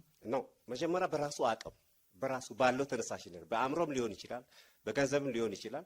የራሱ ተነሳሽነት ፋውንዴሽን መሰረቱን ይይዛል ማለት ነው። ከዛም በኋላ አቅሙን እያየን አሁን ለምሳሌ እኔ ኢንተርፕራይዝ ቴቢቲ መምህር ነኝ። ኢንተርፕራይዞቹን ከመነሻ እስከ መጨረሻ ያለው ነገር ስለማቅ የእነርሱ ሞቲቬት ነው የሚወስደው። ከዛም በኋላ እያየን ነው አቅም የምናደርጋቸው። መነሻው ከራሳቸው ነው የሚሆነው እንጂ ከእርዳታው አይደለም። ስለዚህ መንግስት ብትሆኑ ለምን ያህል ዜጎች በመሰል ሁኔታ ስራ ትፈጥራላችሁ? እንግዲህ እኛ የመጣንበት አካባቢ ከፍተኛ ስራ አጥ ሲዳማ ክልል ከፍተኛ ስራ አጥ ያለበት ነው። እንደ መሬቱ እንደ ቆዳ ስፋቱ ጥረት የህዝብ ብዛቱና እንትኑ ስላልተማከረ የህዝቡን እንትን እያየን አቅማችን እያየን በአቅም ነው እንግዲህ ከአቅማችን በላይ ነው እናውቃለን። በጣም ሰፊ ከመሆኑ ሲዳማ ስራ የበዛበት ምን ያህል ሊጠቅሱልን ከቻሉ? አቤት፣ ለምን ያህል ሰዎች የስራ እድል ትፈጥራላችሁ? ቢያንስ ከ190% የሚለውን ወስዳለሁ በኮንፊደንስ። እሺ፣ አረጋውያንስ አሁን በመሰል ስራ ውስጥ ሊሰማሩ የማይችሉ የህብረተሰብ ክፍሎች ናቸው። ምን ታደርጋላችሁ? የሚችሉበት ሜቶድ ይኖራል። መጀመሪያ የራሳቸው የሆነ እንቅስቃሴ ይኖራቸዋል። ቢያንስ በእጅ እኮ የሚሰሩት ነገር ይኖራል ማለት። ከዛ እየሰሩ እያለ በእጃቸው ላይ ባለው ላይ ጨምረን ሌሎች ረጅ ቅድም ያልኳቸው ሰዓቱ ተጠናቋል። ለኢትዮጵያ ዜጎች ማህበራዊ ፍትህ ፓርቲ ቀደም ሲል በመግቢያ ንግግራችሁም እንዳቀረባችሁት ማህበራዊ ፍትህን ማስፈን አንዱ የእናንተ ዓላማ ነው። ስለዚህ አረጋውያን፣ ለስራ አጦች እንዲሁም ዝቅተኛ ገቢ ላላቸው የማህበረሰብ ክፍሎች ምን አይነት መፍትሄ ይዛችሁ መጣችሁ? የኢትዮጵያ ዜጎች ለማህበራዊ ፍትህ በዋናነት በፖሊሲ ሌቭል እያንዳንዱ ዜጋ ሰርቶ መኖር የሚችልበትን ከባቢ መፍጠር ነው። ነገር ግን በተለያየ መነሻ ምክንያቶች ሁሉም ዜጎች ተመሳሳይ የሆነ የኢኮኖሚ አቅም ላይ አይገኙም። ከነዚህ ውስጥ ደግሞ አረጋውያን በዋናነት ይጠቀሳሉ። አረጋውያን በጣም ክብር ይገባቸዋል። በሌሎች ሀገሮች ሲኒየር ሲቲዝንስ ተብለው የሚገባቸውን ጥቅም፣ ክብር የሚያገኙበት ሁኔታ አለ። እኛ ሀገር ግን የሶሻል ሴኩሪቲ ሲስተሙ በጣም እነሱን በዝቅተኛ ደረጃ የሚያይ ነው። ስለዚህ እነሱን የሚያከብር ሊኖሩበት የሚችሉበት ኮንትሪቢዩት አድርገዋል። ይሄ ሀገር ተጠብቆ የቆየው እነሱ በሰሩት ስራ ነው። ስለዚህ ለእነሱ ኑሮ የሚመጥን ሚኒመም የሶሻል ሴኩሪቲ እንትን ማስቀመጥ ሌቭል ማስቀመጥ። ስለዚህ ከመንግስት ተቆራጭ ኖራቸዋል ነው ወይስ ሌሎች አይነት አሰራሮች አሏቸው? እዚህ ደረጃ ላይ የደረሱት እየሰሩ ለሶሻል ሴኩሪቲ ኮንትሪቢዩት እያደረጉ ነው። ስለዚህ አንደኛው እሱ ከፍ እንዲል ሚኒመም ሊያኖራቸው የሚችል እንዲሆን እናደርገዋለን። ሁለተኛ ደግሞ ሌሎች ማህበረሰቡ ራሱ ይሄ የማህበረሰብ የመንግስት ስራ ብቻ አይደለም። ሁሉም የህብረተሰብ ክፍሎች በራሳችን አቅም መቆም የምንችልበትን ስርዓት ለሚዘረጋው ስርዓት ኮንትሪቢዩት ማድረግ አለ። እንዴት ነው እሱ ስርዓት ሊሆን የሚችለው? ለምሳሌ ፈንድ ልታቋቁም ትችላለህ። የሶሻል ሴኩሪቲ ፈንድ ለሶሻል ሴኩሪቲ ፈንድ በጣም ለድህነት ለተለያዩ እንትኖች የተጋለጡ የማህበረሰብ ክፍሎች የሚረዱበት እያንዳንዱ ሰራተኛው፣ ነጋዴው ኮንትሪቢዩት የሚያደርግበት ስርዓት ማለት ነው። ነጋዴው ግብር ይከፍላል። ከዛ ተጨማሪ አይነት የገቢ ምንጭ ነው የምታደርጉት ወይስ? ነጋዴው ግብር ይከፍላል። ነገር ግን ደግሞ ኮርፖሬት ሶሻል ሪስፖንሲቢሊቲ የሚባል ነገር አለ። ከሚያገኘው ትርፍ ላይ የተወሰነችው ለእንደዚህ አይነት በውጭ እርዳታ በአብዛኛው የኛ እንትን በውጭ እርዳታ ላይ የተመሰረተ ነው። ሲቆም ይቸገራል። ሰዓቶትን ጨርሰዋል። የኢትዮጵያ ፌዴራል ዴሞክራሲያዊ አንድነት መድረክ ልዩ ድጋፍ ለሚያስፈልጋቸው እናንተም በፖሊሲያችሁ ለአረጋውያን፣ ለስራ አጦችና ዝቅተኛ ገቢ ላላቸው የማህበረሰብ ክፍሎች እንዴት ነው ማህበራዊ አገልግሎቶችን ተደራሽ የምታደርጉት? እሺ፣ አመሰግናለሁ። በመጀመሪያ ደረጃ ያው እንደ ፓርቲም እንደ ግለሰብም እንደ ሰውኛም ስናስብ ሰው ክቡር ነው። ስለዚህ ሰዋቢነትን ማክበር አንደኛ ግባችን ነው። ሌላ ነገር ምንድነው? አረጋውያንን በመጀመሪያ ደረጃ ከእኛ መንግስት ብንሆን ከተለያዩ ከሚሰበሰቡ ግብሮች አሉ። በግብር ከሚሰበሰቡ በጀቶች ለመርዳት እንሞክራለን። ሌላኛው ምንድነው? በነቂስ ከበጀት ምን ያህል ልትይዙ ትችላላችሁ? ለዚህ ስራ ባለው የህዝብ ብዛት ከዛ ከአረጋውያን ይታይና ተካፍሎ ያለውን ነገር በዛ ነው እንትን የምንለው ማለት ነው። እሺ፣ ቀደም ሲል በመግቢያ ንግግራችሁ እንደገለጻችሁት ስራ ፈጠራ ላይ ትኩረት አድርገን እንሰራለን የሚል ነገር አንስታችኋል። ብትመረጡና መንግስት ብትመሰረቱ ለምን ያህል ዜጎች የስራ እድል ትፈጥራላችሁ? በፖሊሲያችን እንደተጠቀሰው ስራ አጥ በአሁኑ ሰዓት በኢትዮጵያ ተምረው ስራ ያጡ ብዙ ወጣቶች አሉ። ስለዚህ በተቻለ መጠን እነዚህ ስራ አጦችን በማህበር በማደራጀት በቂ የሆነ በጀት በመመደብ ስራ የመፍጠር ችሎታን ወይም በአሁኑ ኤአይ በሚባልበት ቴክኖሎጂ በመጠቀም የተለያዩ የስራ ዘርፎችን በማሳለጥና በመፍጠር ብቁ የሆኑ ህብረተሰብ እንዲሆኑ እናደርጋለን። የበጀት ምንጫችሁ ምንድን ነው የሚሆነው ለዚህ ስራ? አንደኛው ቅድም እንዳልኩ በብዛት ያው የበጀት ምንጩ ከመንግስት ከህዝቡ የሚሰበሰበው ግብር ነው። ሁለተኛው ደግሞ በተለያዩ አጋጣሚዎች በነቂስ ህብረተሰቡን ማሳተፍ የተለያዩ የልማት ተሳትፎች ወይም የልማት ስራዎች ሲኖሩ ህብረተሰቡን እናሳትፋለን። ህብረተሰቡ ደግሞ ፈቃደኛ ሆኖ ይመጣልናል። ስለዚህ ከነዛ በሚገኙ በተለያዩ በጀቶች እንዲሁም ከተራድኦ ድርጅቶች በሚመጡ አንዳንድ እርዳታዎች እንትን እንላለን ማለት ነው። ለስራ አጥ ዜጎች ሰው ሰራሽ አስተውሎት ወይም ኤአይን በመጠቀም የስራ እድል እንፈጥራለን የሚል ነገር አንስታችኋል። ከሰሞኑ እየወጡ ባሉ መረጃዎች እንደምንሰማው ደግሞ እንደ አማዞን፣ ሜታ ያሉ ዓለም አቀፍ ኩባንያዎች በሰው ሰራሽ አስተውሎት ምክንያት ሰዎችን ከስራቸው ሲቀንሱ ተመልክተናል እና ይሄን እንዴት አድርጋችሁ ነው የስራ እድል መፍጠር የምትችሉት እንደዚህ አይነት ሁኔታዎች ባሉበት ሁኔታ ውስጥ? ይህንን ሀሳብ ያነሳሁት እንደ መድረክ ነውና ይሄ እንዴት ተደርጎ እንዲታይልኝ እፈልጋለሁ። ይሄ ነገር ኤአይ ማለት ኢንተሊጀንት ማለት ምን ለማለት እንደተፈለገ እንደዚህ አይነት ቴክኖሎጂዎች ላይ ወጣቶች በስፋት የሚሰሩበትን መንገድ እናስፋፋለን ለማለት ነው። ቴክኖሎጂው በራሱ ከሰው ልጆች ጋር የሚነሱበት የተለያዩ ጉዳዮች ስላሉ ነው እሱን እንድታጣሩ ነው። ኦኬ። ስለዚህ ያው አንደኛው ይሄኛው ቴክኖሎጂ ማስፋፋቱ አንደኛው ካለው ከሀገሪቷ እድገት ጋር ተመጣጣኝ የሆነ ጉዞ ለማድረግ ይጠቅመናል በሚል ለወጣቶች የተሻለ እድሎችን ለመፍጠር ያክል የተባለ ነው። እሺ፣ ጥያቄዎችን ጨርሻለሁ። እናመሰግናለን። ቀጣዩን ጥያቄ እንዲያቀርብ ደግሞ ለመስፍን ሰለሞን እድሉን ሰጣለሁ። እሺ፣ በቅደም ተከተላችን መሰረት እኔም የመጀመሪያ ጥያቄ የሚሆነው ለወላይታ ብሔራዊ ንቅናቄ ነው የሚሆነው። ቀደም ሲል ባቀረባችሁት የመግቢያ ንግግር እንዲሁም በፕሮግራማችሁ ላይ ባስቀመጣችሁት መሰረት የተለያዩ ማህበራዊ አገልግሎቶችን ተደራሽ እንደምታደርጉ ገልጻችኋል። ከዚህ አንጻር እንደ ትምህርት፣ ጤና እንዲሁም ደግሞ መብራትና ውሃ ያሉ ማህበራዊ አገልግሎቶችን ተደራሽ ለማድረግ የሚከናወኑ መሰረተ ልማት ግንባታዎች አካባቢ ላይ ጉልህ ተጽዕኖ አለማድረሳቸውን በምን መንገድ ነው የምታረጋግጡት? አንደኛ ማንኛውን ልማት ሲሰራ ጥናት ተደርጎ ነው። ስለዚህ በባለሙያ ጥናት አለማስከተሉን የዘርፉ ባለሙያዎች ያጠናሉ። ይህ በእውቀት በባለሙያ የሚሰራ ነው።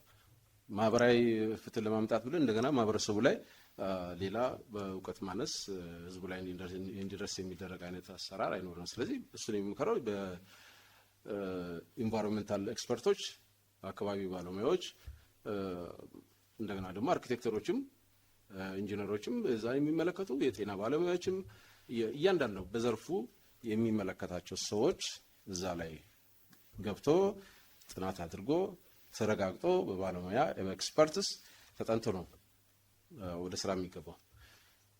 በምርጫው አሸንፋችሁ መንግስት ብትመሰርቱ እነዚህን ተግባራት እነዚህን ኤክስፐርቶች በምን አይነት መንገድ ነው የምታካፍሏቸው? የካቢኔያችሁ አባል በማድረግ ነው ወይስ ደግሞ በምን አይነት መንገድ ነው? አንደኛ እኛ የፖለቲካና ሲቪል ስራ ለአንዴና ለመጨረሻ እኛ መንግስት ከሆን መስመራቸውን የሚይዙበት ስርዓት ነው የምንገነባው። ይሄ የኤክስፐርት ስራ ነው። የፖለቲካ ስራ ነው መስራት ያለበት። ይሄኛው ኤክስፐርቶች ናቸው የሚሰሩት። ስለዚህ እኛ አንቀላቅልም። መልካም። ቀጣዩን ጥያቄ የማቀርበው ለሲዳማ ህዝብ አንድነት ዲሞክራሲያዊ ድርጅት ነው።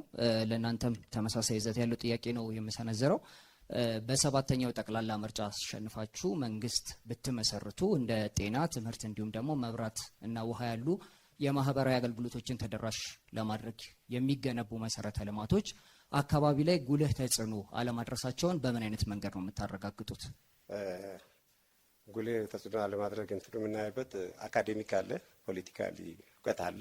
እዛ ዘርፍ ላይ የሚሾሙ ሰዎች በፖለቲካና በተለያዩ ጥቅማ ጥቅም የተጠላለፈ ቼንድ የሆነ ስለሆነ ከሙያ ጋር የተያያዘ ነገር አለ። ለምሳሌ በጤና ብናይ የሆነ በሌላ ግራጁዌት ያደረገውን ወስደ ምራ ነው ጠቅላላ የፖለቲካ ጣልቃ ገብነት በመኖሩ የነዛ የጤና ባለሙያ ራሱ የተመደበበት ባለመሆኑ ቦታዎች የተቀያየሩ ጠቅላላ የፖለቲካ ጣልቃ ገብነቱ ያመጣው ብልሹነት ነው። ሁሉም በየሙያው እዛች ቦታ ላይ በአካዴሚክ በመደብ ኖሮ እነዛ አይነት ችግሮችና ውድቀቶች አሉ።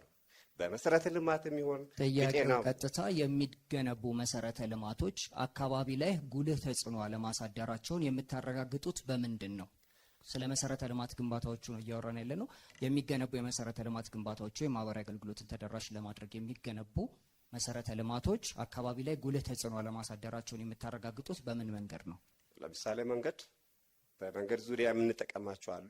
ኢንፍራስትራክቸር ማለት መሰረተ ልማት ነው። ከዚህ በፊት የነበሩትን የኋላ የነበሩ ችግሮችን በማየት ያልተነሱ ያልተሳካሉ ነገሮች ካሉ ወደ ማስተካከል የማመጣው ነገር እና ለምሳሌ በአሁኑ ሰዓት ኮሪደር ነው ጠቅላላ ከተማ ያለበት ኮሪደር ብቻ ነው ይሰራል። ውስጥ ለውስጥ የሲዳማ ህዝብ 80% የገጠር ነዋሪ ነው። ግን 1 2 4 ከተማ አስተዳደሮች አሉ። ጠቅላላ ስራው እየተሰራ ያለው በኮሪደሩ ብቻ ነው እንጂ ውስጥ ተገብቶ እዛ ጋር ህዝብ ገበሬው ያመረተውን ምርት የማውጣት ልጁን የማስተማር ወላድ የወዳ ሆስፒታል ቶሎ የመድረስ እነዚህ አይነት ችግሮች አሉ።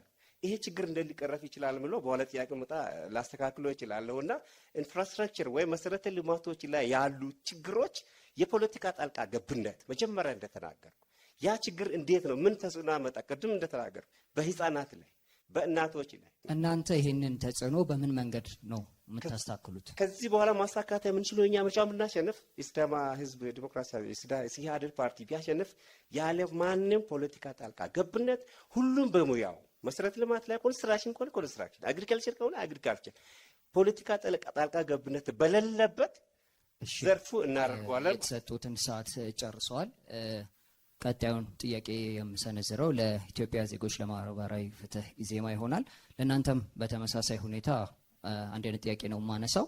በ7ኛው ጠቅላላ ምርጫ አሸንፋችሁ መንግስት ብትመሰርቱ እንደ ጤና፣ ትምህርት እንዲሁም መንገድና ውሃን ጨምሮ መብራትን ጨምሮ ያሉ የመሰረተ ልማት አገልግሎቶችን ተደራሽ ለማድረግ የሚገነቡ መሰረተ ልማቶች አካባቢ ላይ ጉልህ ተጽዕኖ አለማሳደራቸውን የምታረጋግጡት በምን አይነት መንገድ ነው?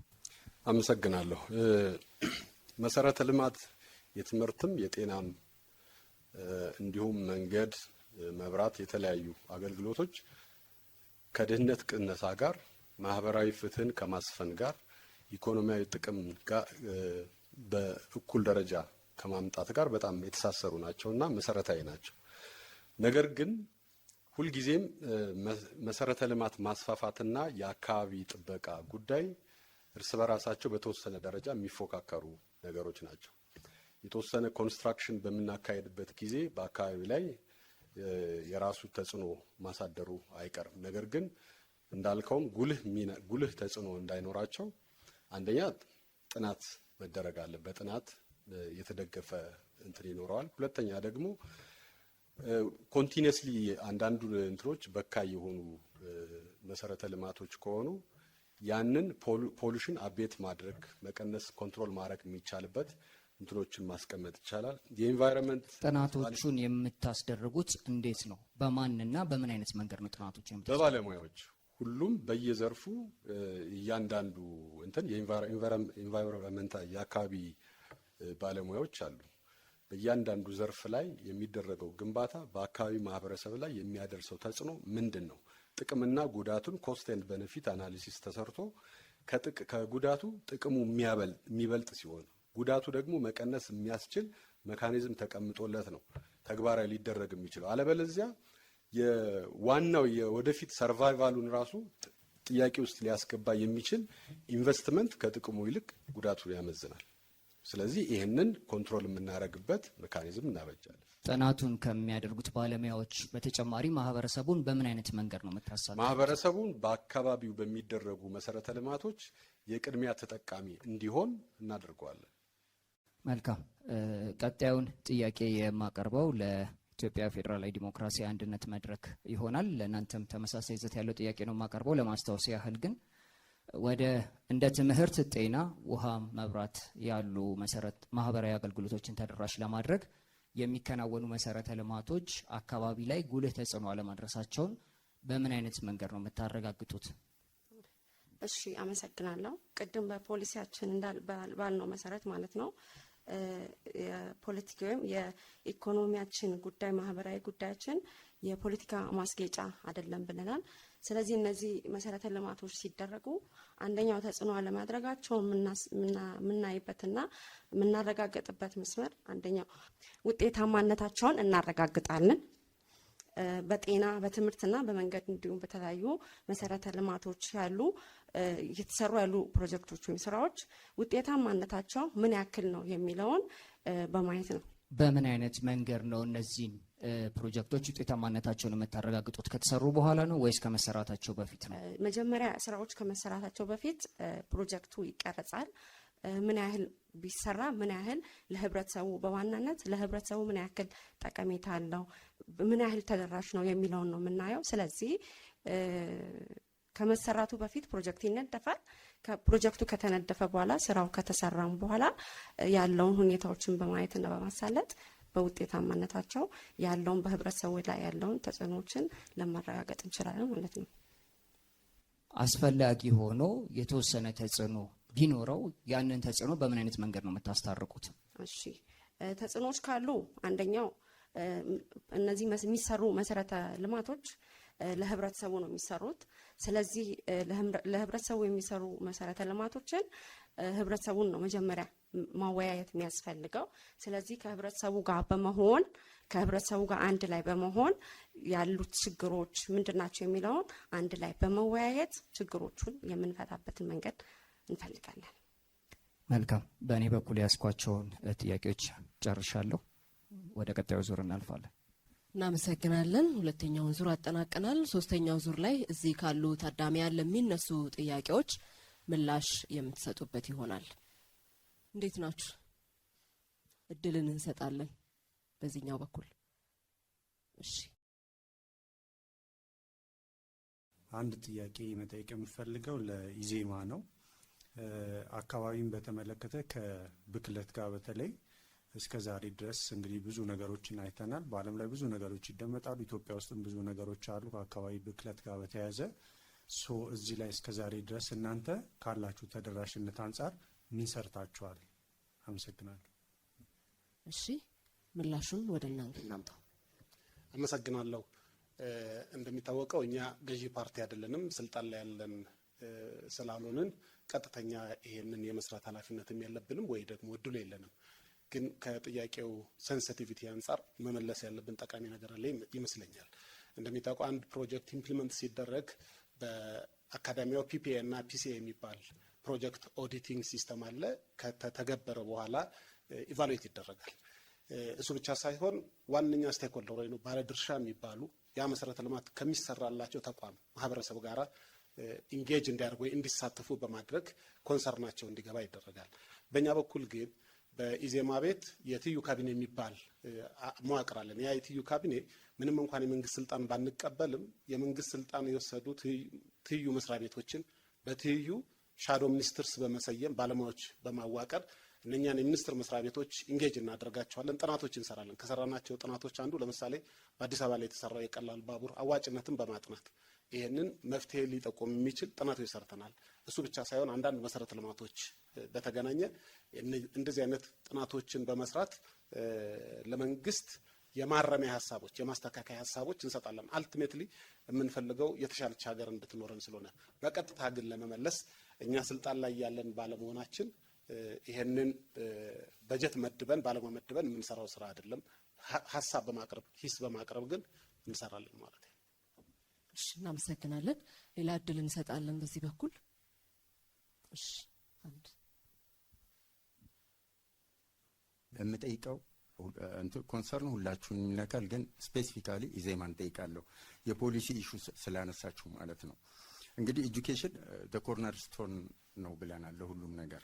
እንግዲህ ህዝቦች በተለይ ብዙ ህዝብ ከትምህርት ውጭ የሆነው ኢንዲጂኒየስ ኖሌጅ አላቸው፣ ዊዝደም አላቸው በማንኛውም ዲሲፕሊን ከስፔስ ሳይንስ ጀምሮ እስከ ማንኛውም ዲሲፕሊን እና ይሄንን ከዚህ ከገቨርናንሱ ጋር አጣምራችሁ ይሄ አሁን ፖሊሲውን ዲዛይን ስታደርጉ ቱ ዋት ኤክስቴንት እነኛ ኢንዲጂኒየስ ፒፕል ገቨርናንሱን ዲዛይኑን ማለት ነው ቱ ዋት ፓርቲሲፔሽንም አንዱ ኪ አጀንዳችን ነው ብላችኋል እና ቱ ዋት ኤክስቴንት ፓርቲሲፔሽን ኢንፍሉዌንስ አድርጎታል ቱ ዋት ኤክስቴንት ፑር ፒፕል ኤንጌጅ ኢን ዩር አካዳሚክ ስቶሪ። ታንክ ዩ። ወደ ምላሹ እንሂድ።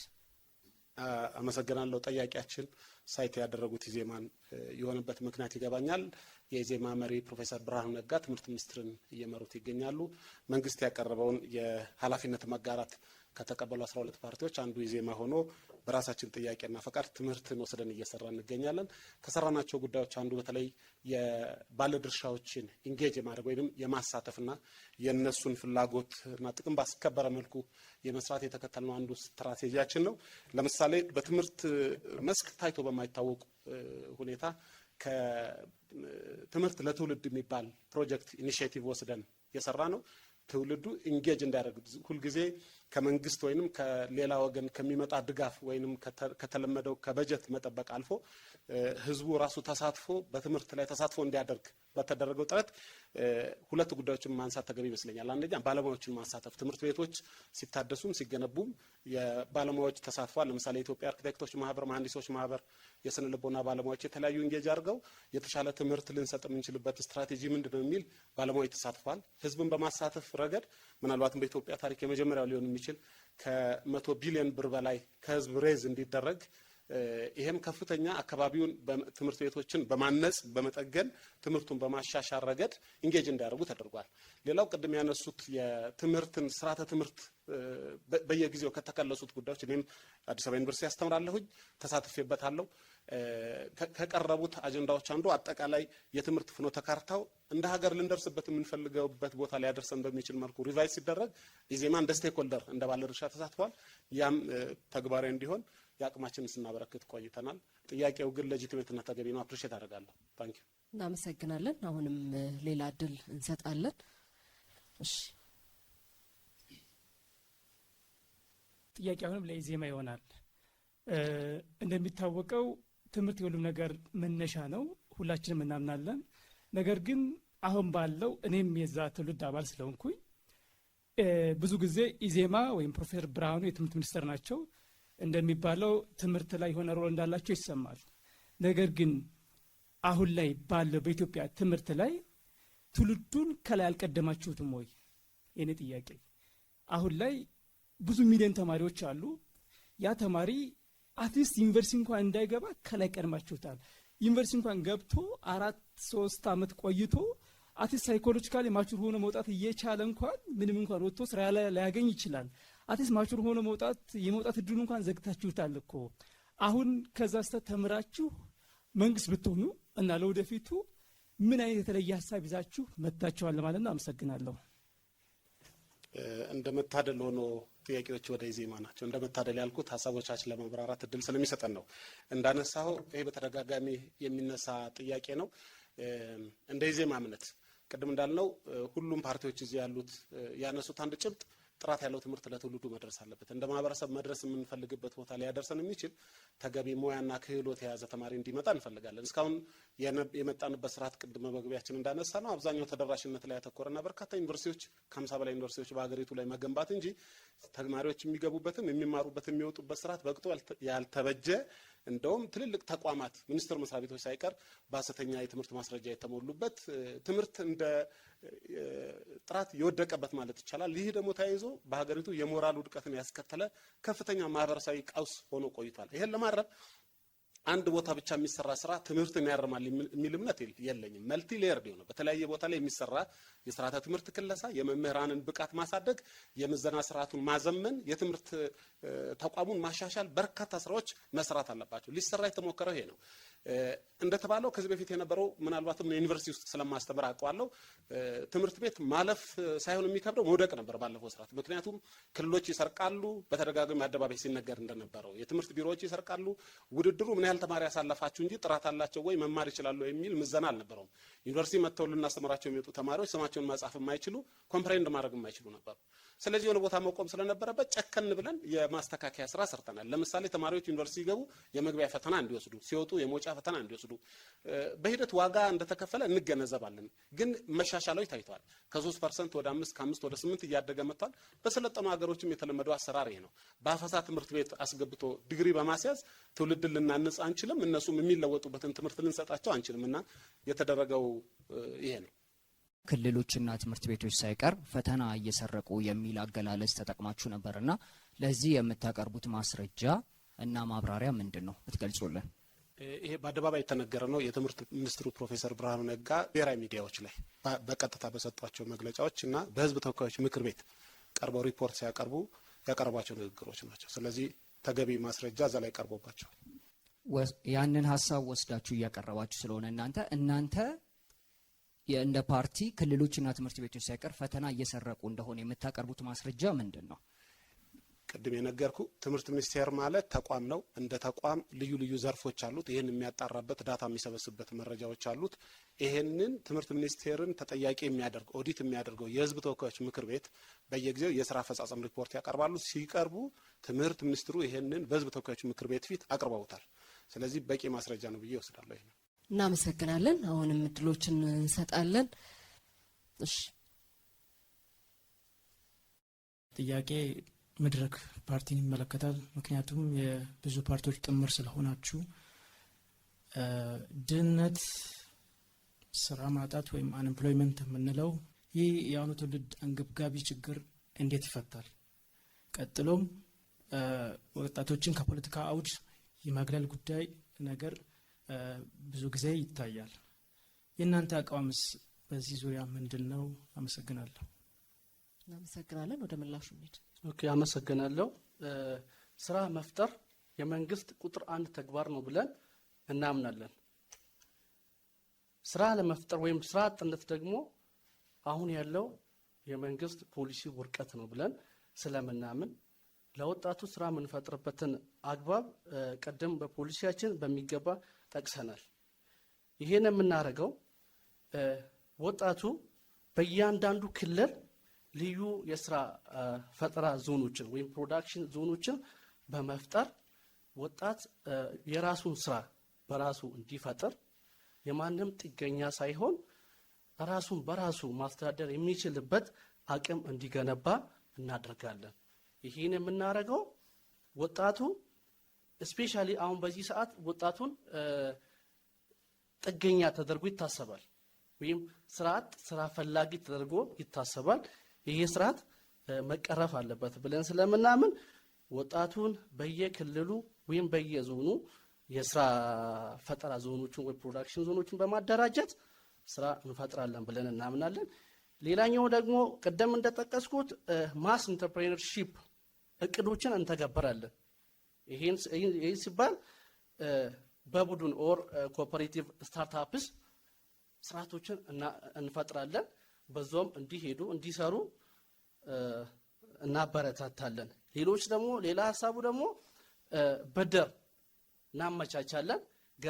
ገበያና የግብይት ስርዓት እንፈጥራለን ለወጣቱ ብለን እናምናለን። ሌላው ወጣት በሀገሪቱ ፖለቲካ ንቁ ተሳትፎ ማድረግ አለበት ብለን ስለምናምን ወጣትን ያላሳተፈ ፖለቲካ ሀገርን ይለውጣል ብለን አናምንም። ወጣት በሀገሩ ጉዳይ በሚገባ ኢንቮልቭ ማድረግ አለበት። በሀገሩ ጉዳይ ውሳኔ የሚሰጥ አካል መሆን አለበት። ሰዓት አጠናቀዋል። አሁንም ተጨማሪ እድሎችን እንሰጣለን። እሺ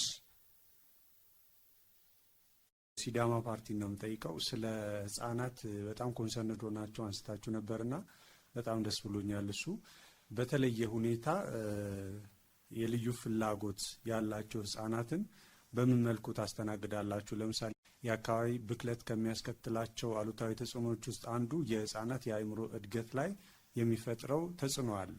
ስለዚህ እንደዚህ አይነት ህጻናትን በተለየ ሁኔታ እንዴት ትሪት ታደርጋላችሁ የሚል ነው። አመሰግናለሁ። ወደ ምላሹ እንሂድ። አመሰግናለሁ። ይህ የኢትዮጵያውያን ዋነኛ ቁልፍ ሀሳብ በህፃናት ላይ ካልተሰራ መቼም ቢሆን ሀገር ሊለወጥ አይችልም። የተለወጠ ህፃን፣ የተቀየረ ህፃን፣ አእምሮ የበለጸገ ህፃን ባደገና በመጣ ልክ ሀገር ትቀየራለች። ለምሳሌ በፊት የነበሩ ተማሪዎቻችንም ሌሎችም ቢሆኑ በህፃንነታቸው ተንከባክበው ያደጉ አይደሉም። አሁን ላይ ግን በህፃንነታቸው ተኮትኩቶ እየወጡ ያሉ ተማሪዎች በአርቲፊሻል ኢንተለጀንስም በሌላ ስራም ከፍተኛ ውጤት እያስመዘገቡ በመሆናቸው ነው እኛ በህፃናት ላይ ትኩረት የሰጠነው። ይህንን ደግሞ ህፃናት በተለያየ ነገር በአየር ንብረት ብክለት በሌላ ነገር እንዳይጎዱና ልዩ ፍላጎት ላላቸው ቅድሚያ መስጠት እንዴት እንደሚቻል ቅድምም አስቀምጠናል። ልዩ ፍላጎትና ልዩ ተሰጥኦ ያላቸውን ተማሪዎች ከመጀመሪያ ከአጸደ ህፃናት ጀምሮ እያበቁ ወደ መጀመሪያ ደረጃ ትምህርት ሲመጡ ቀጥሎ ባለው የመጀመሪያ ደረጃ መውጫ ትምህርት ፈተናቸውን ሲወስዱ ወደ ተለየ ትምህርት ቤት ጥሩ ችሎታ ያላቸው ጎበዝ ተማሪዎች ወደሚማሩበት በመውሰድ በመቅረጽ የሀገሪቱ የነገ ተስፋ እንደሆኑ አድርጎ መቅረጽ እንችላለን ብለን እናምናለን። ሌላው ደግሞ በሆነ ምክንያት አይምሯቸው እንዳይጎዳ ምናልባት የተለያዩ የአየር ንብረት ብክነቶች የተለያዩ አካባቢ ጥበቃዎች በመበላሸታቸው ብዙ የአካል ጉዳት ያደረሳቸው ህፃናትም አሉ። እነዚያንም ደግሞ የነሱ ልዩ ፍላጎት ላላቸው ትምህርት ቤትም ከታች ጀምሮ ልዩ ፍላጎት ላላቸውም ትምህርት ቤቶችን በመክፈትና በመደገፍ በተለያየ ማቴሪያል በመደገፍ የትምህርት ጥራቱ እንዲሻሻል እናደርጋለን። የያዝነውን ፖሊሲያችን አላማችንም ይሄ ነው። አመሰግናለሁ። እናመሰግናለን። ሌላ ተጨማሪ እድል ለሲዳማ አመሰግናለሁ። በጣም የተጎዱ ህጻናቶችን አድሬስ ለማድረግ የሄዳችሁበት ግን ሲዳማ አካባቢ ሶሻል ማይኖሪቲ የተገፉ ህብረተሰቦች አሉ ቢኮዝ ኦፍ ዜር ባክግራውንድ እነሱን ወደ ትምህርት እንትኑ ገበታና የራይት ኢሹ ስለሆነ እነዚህ የተገፉ ሰዎች ራይታቸው እንዴት ነው ኤክሰርሳይዝ የሚያደርጉት? ፐብሊክ ኤንጌጅመንት ስትራቴጂያቸውን ይመስላል። አመሰግናለሁ። ወደ ምላሹ መሄድ እንችላለን። አመሰግናለሁ። የተገፉ ማህበረሰብ ሲባል በተለያየ በኢደ ጥበብ ሙያ የሚተዳደሩ ማህበረሰብ የተገፉ ናቸው። እንደ ሲዳማ ሸክላ ሰሪዎች፣ ቆዳ ፋቂዎች፣ ሌላ ቀጥቃጭ የተባለ የተገፋ ማህበረሰብ አለ። ያ ደግሞ በከፍተኛ ሁኔታ በትውልዱ ላይ ከፍተኛ ተጽዕኖ ያሳደረ ጉዳይ ነው። የኛ ፓርቲ መጀመሪያ ሲደራጅ ራሱ 1992 ላይ የተደራጀው ከዛ ማህበረሰብ የወጣ ፓርቲ ነው። መነሻ ከተገፉ ከተባሉት ሸክላ ሰሪ ከተባለ ትውልድ ከዛ ብሄር ከዛ ጎሳ የወጣ ነው። እኔም ከዛ ጎሳ ነው የወጣሁት። እነዚህ ዛሬ ላይ ትላንትና በምናያቸው ቦታ ላይ የሉም። ትግል እየተደረገ ከ1992 ጀምሮ በተደረገው ትግል አሁን ላይ ወደፊት የወጡ ናቸው። የበረቱ እየተበረታቱ የወጡ ናቸው። ዛሬም እንደግፋቸዋለን። ሁሉም አሁን አንደኛው ተምሮ ተመራምሮ ወደ ሌላ ከፍተኛ ቦታ ሲወጣ ሌላኛው እየተከተለ ይወጣል። ያንን ማህበረሰብ ደግሞ እንደ መንግስት ነው ደግሞ እንደ መንግስትም እየገፋን ወደ ሌሎቹ እንዲቀላቀሉ እናደርጋለን። ከፍተኛ ተጽዕኖ የሚያድርባቸው የተገፉ የተባሉ ሰዎች የአይምሮ ተጽዕኖ ነው የሚፈጠርባቸው። የኢኮኖሚ ተጽዕኖ ምንም ጉዳት አያመጣም። ሌላ የፖለቲካ ተጽዕኖ ጉዳት አይመጣም። ግን በማህበረሰብ የተገፋ ስለሚገለል ያንን የተገለለውን ማህበረሰብ ወደ መሃል በማምጣት በማስተማር በማብቃት በመደገፍ ከሌሎች ጋር እኩል እንደሆነ ኢትዮጵያዊ እንደሆነ በማስተማር እነሱም ወጥተው እንደ ሌሎች መብታቸውን አስከብረው እንዲኖሩና በትምህርትም ልቆይ እንዲሄዱ እናደርጋለን። አመሰግናለሁ። እናመሰግናለን። አንድ ተጨማሪ እድል እንስጥ።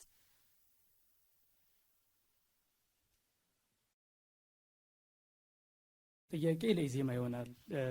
እንግዲህ የጤና የትምህርት አጠቃላይ ማህበረሰብ መሰረተ ልማቶች ጠቅልሎ ሁሉ ነገር አቀርባቸዋል።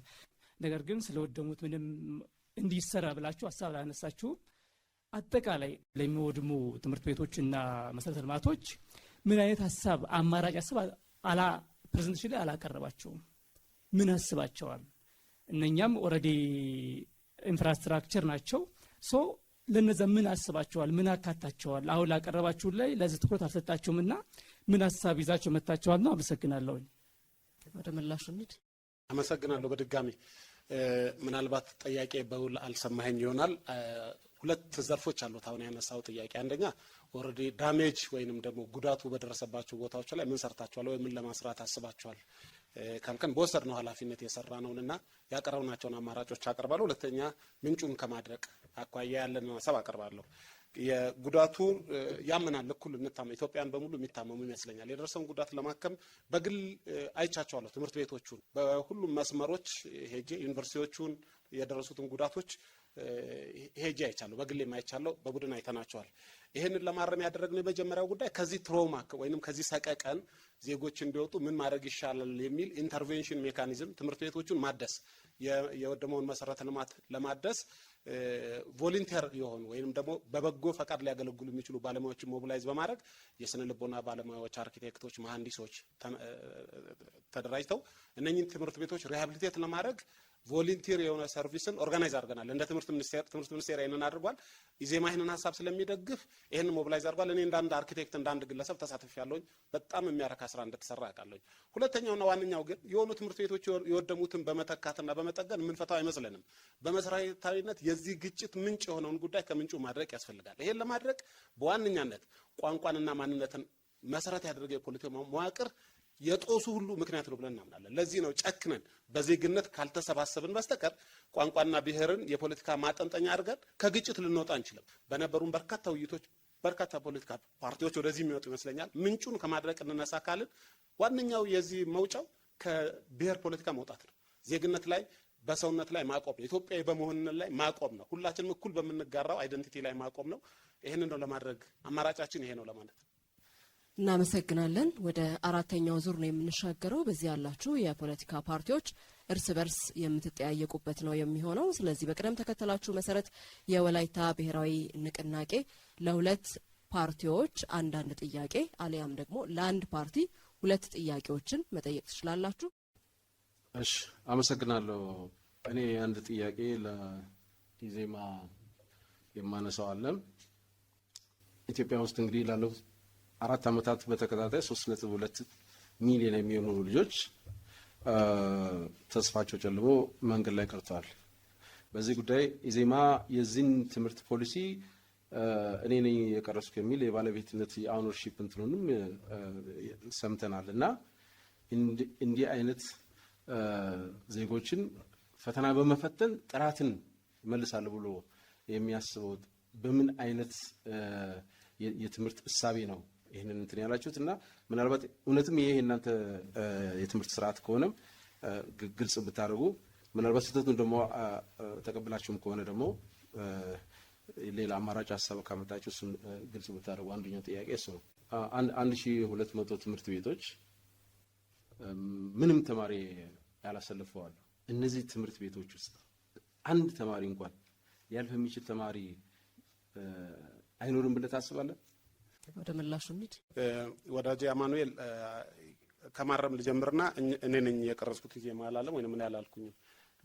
የምናስተገብረው የመንግስት ፖሊሲ ነው። መንግስት ሲባል ተቃዋሚዎች፣ ገዢው ፓርቲ፣ ሌሎች ስቴክሆልደሮች በአጠቃላይ ያሉበት የፖለቲካ ፓርቲ አባል የሆኑም ያልሆኑም ሰዎች በጋራ የሚስማሙበት ነው። ስለዚህ በትምህርት ላይ የተጋነነ ልዩነት በሌሉን ጉዳዮች ላይ ወይ ደግሞ እስካሁን ያስፈጸምናቸው የምናምንባቸውና የተቀበልናቸው መሆኑን ማረጋገጥ እፈልጋለሁ። ስለዚህ ይሄን አርሜ ልቀጥል። ሁለተኛው የወደቁት ልጆች በሙሉ ተስፋ ቢስ ናቸው የሚለውም ድምዳሜ ትክክል አይመስለኝም። ለምሳሌ ተመርቀው ራይድ ሲነዱ ያገኘኋቸው ሐኪሞች፣ መሐንዲሶች ገጥሞኝ ያውቃሉ። መመረቅ ብቻውን የስኬት ምንጭ አድርጎ መመልከትም ስሁት ይመስለኛል። ብቁ አድርጎ ካላወጣናቸው ስልጠና እርስዎ መምህር ነው፣ እኔ መምህር ነኝ፣ የሰለጠነና የበቃ ክህሎትና ችሎታ ያለው እውቀት ያለው ሰው አለማውጣት፣ ዲግሪ ያሸክሙ ማውጣት ብቻውን እንደ መፍትሄ መታየቱ ስህተት ይመስለኛል። የወደቁት ግን ለምሳሌ ዩኒቨርሲቲ መግባት ያልቻሉትን የሙያ ስልጠና እንዲወስዱ ሬሜዲያል ፕሮግራም እንዲዘጋጅ ተደርጓል። ኤክስትራ ማይል ተሄደው እና ተማሪዎቹ ዋጋ እንደሌላቸው አድርጎ ማሰቡም ትክክል አይመስለኝም። ጥራትን ለማስጠበቅ እንዴት ነው ኃላፊነት የምትወስዱት? የተጀመረው ስራ ተጠናክሮ የሚቀጥል ይመስለኛል። እኛ ተመርጠን መንግስት ብንሆን የተጀመረውን የትምህርት ስርዓት ጥራትን ላይ አተኩሮ የሚሰራውን እንቀጥልበታለን፣ አጠናክረን እንቀጥላለን። እስካሁን መሻሻሎች አይተናል። ቅድም እንዳልኩት ከ3% አካባቢ የነበረው የሚያልፍ ተማሪ ወደ 8 አካባቢ መጥቷል። በሌሎች በሰለጠኑት ሀገሮች በአውሮፓ፣ በአሜሪካ፣ በኤዥያ ያሉትን የትምህርት ስርዓቶች ብንገመግም የሚያልፉ ተማሪዎች 15-20% ድረስ ናቸው። ሁሉም ትምህርት ቤት ገብቶ አካዳሚ ሆኖ 2-3 ዲግሪ ይወጣል ማለት አይደለም። አንዳንዴ ሃንዲ የሆኑ ችሎታ ያላቸው ማህበረሰቡን ሊያገለግሉ የሚችሉ ሙያዎች ሰልጥነው እንዲወጡ ይደረጋል። ለሀገርንም የሚለውጠው ለምሳሌ ዘኤዥያን ታይገርስ የሚባሉት ሀገሮች የለወጧቸው ይሄ የስልጠና መንገድ ነው። ስለዚህ የግድ ዲግሪና ዲፕሎማ ይዘው አልወጣም ማለት ተማሪ ወድቋል ማለት ብቻ አይደለም።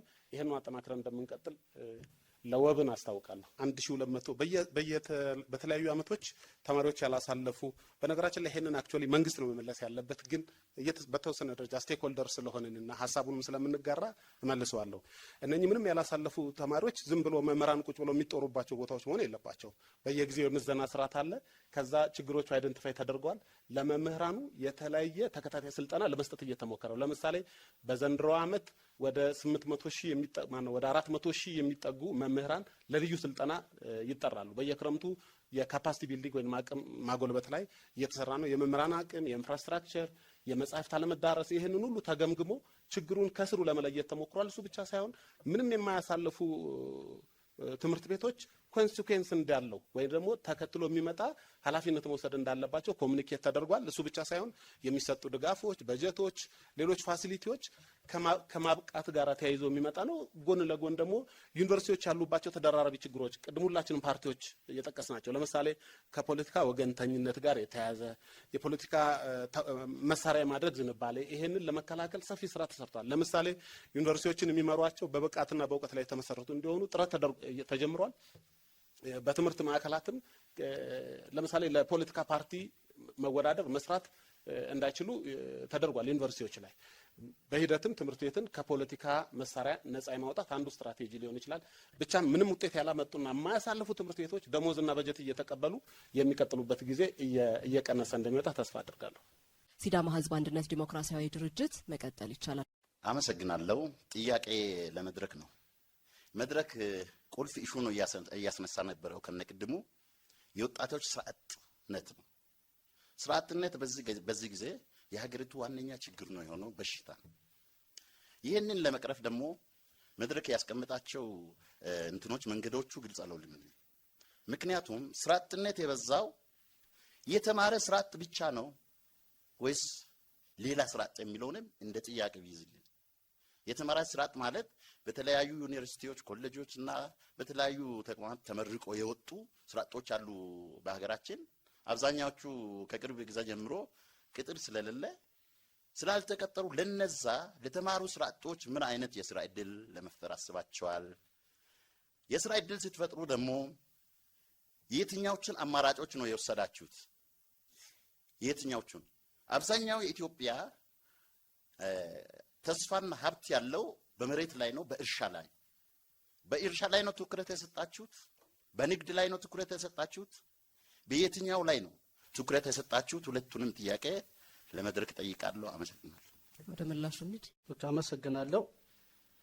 በመጀመሪያ አንድም ዜጋ ወይም አንድም ወጣት ከትምህርት ገበታ ውጪ መሆን የለበትም ብለን እናምናለን።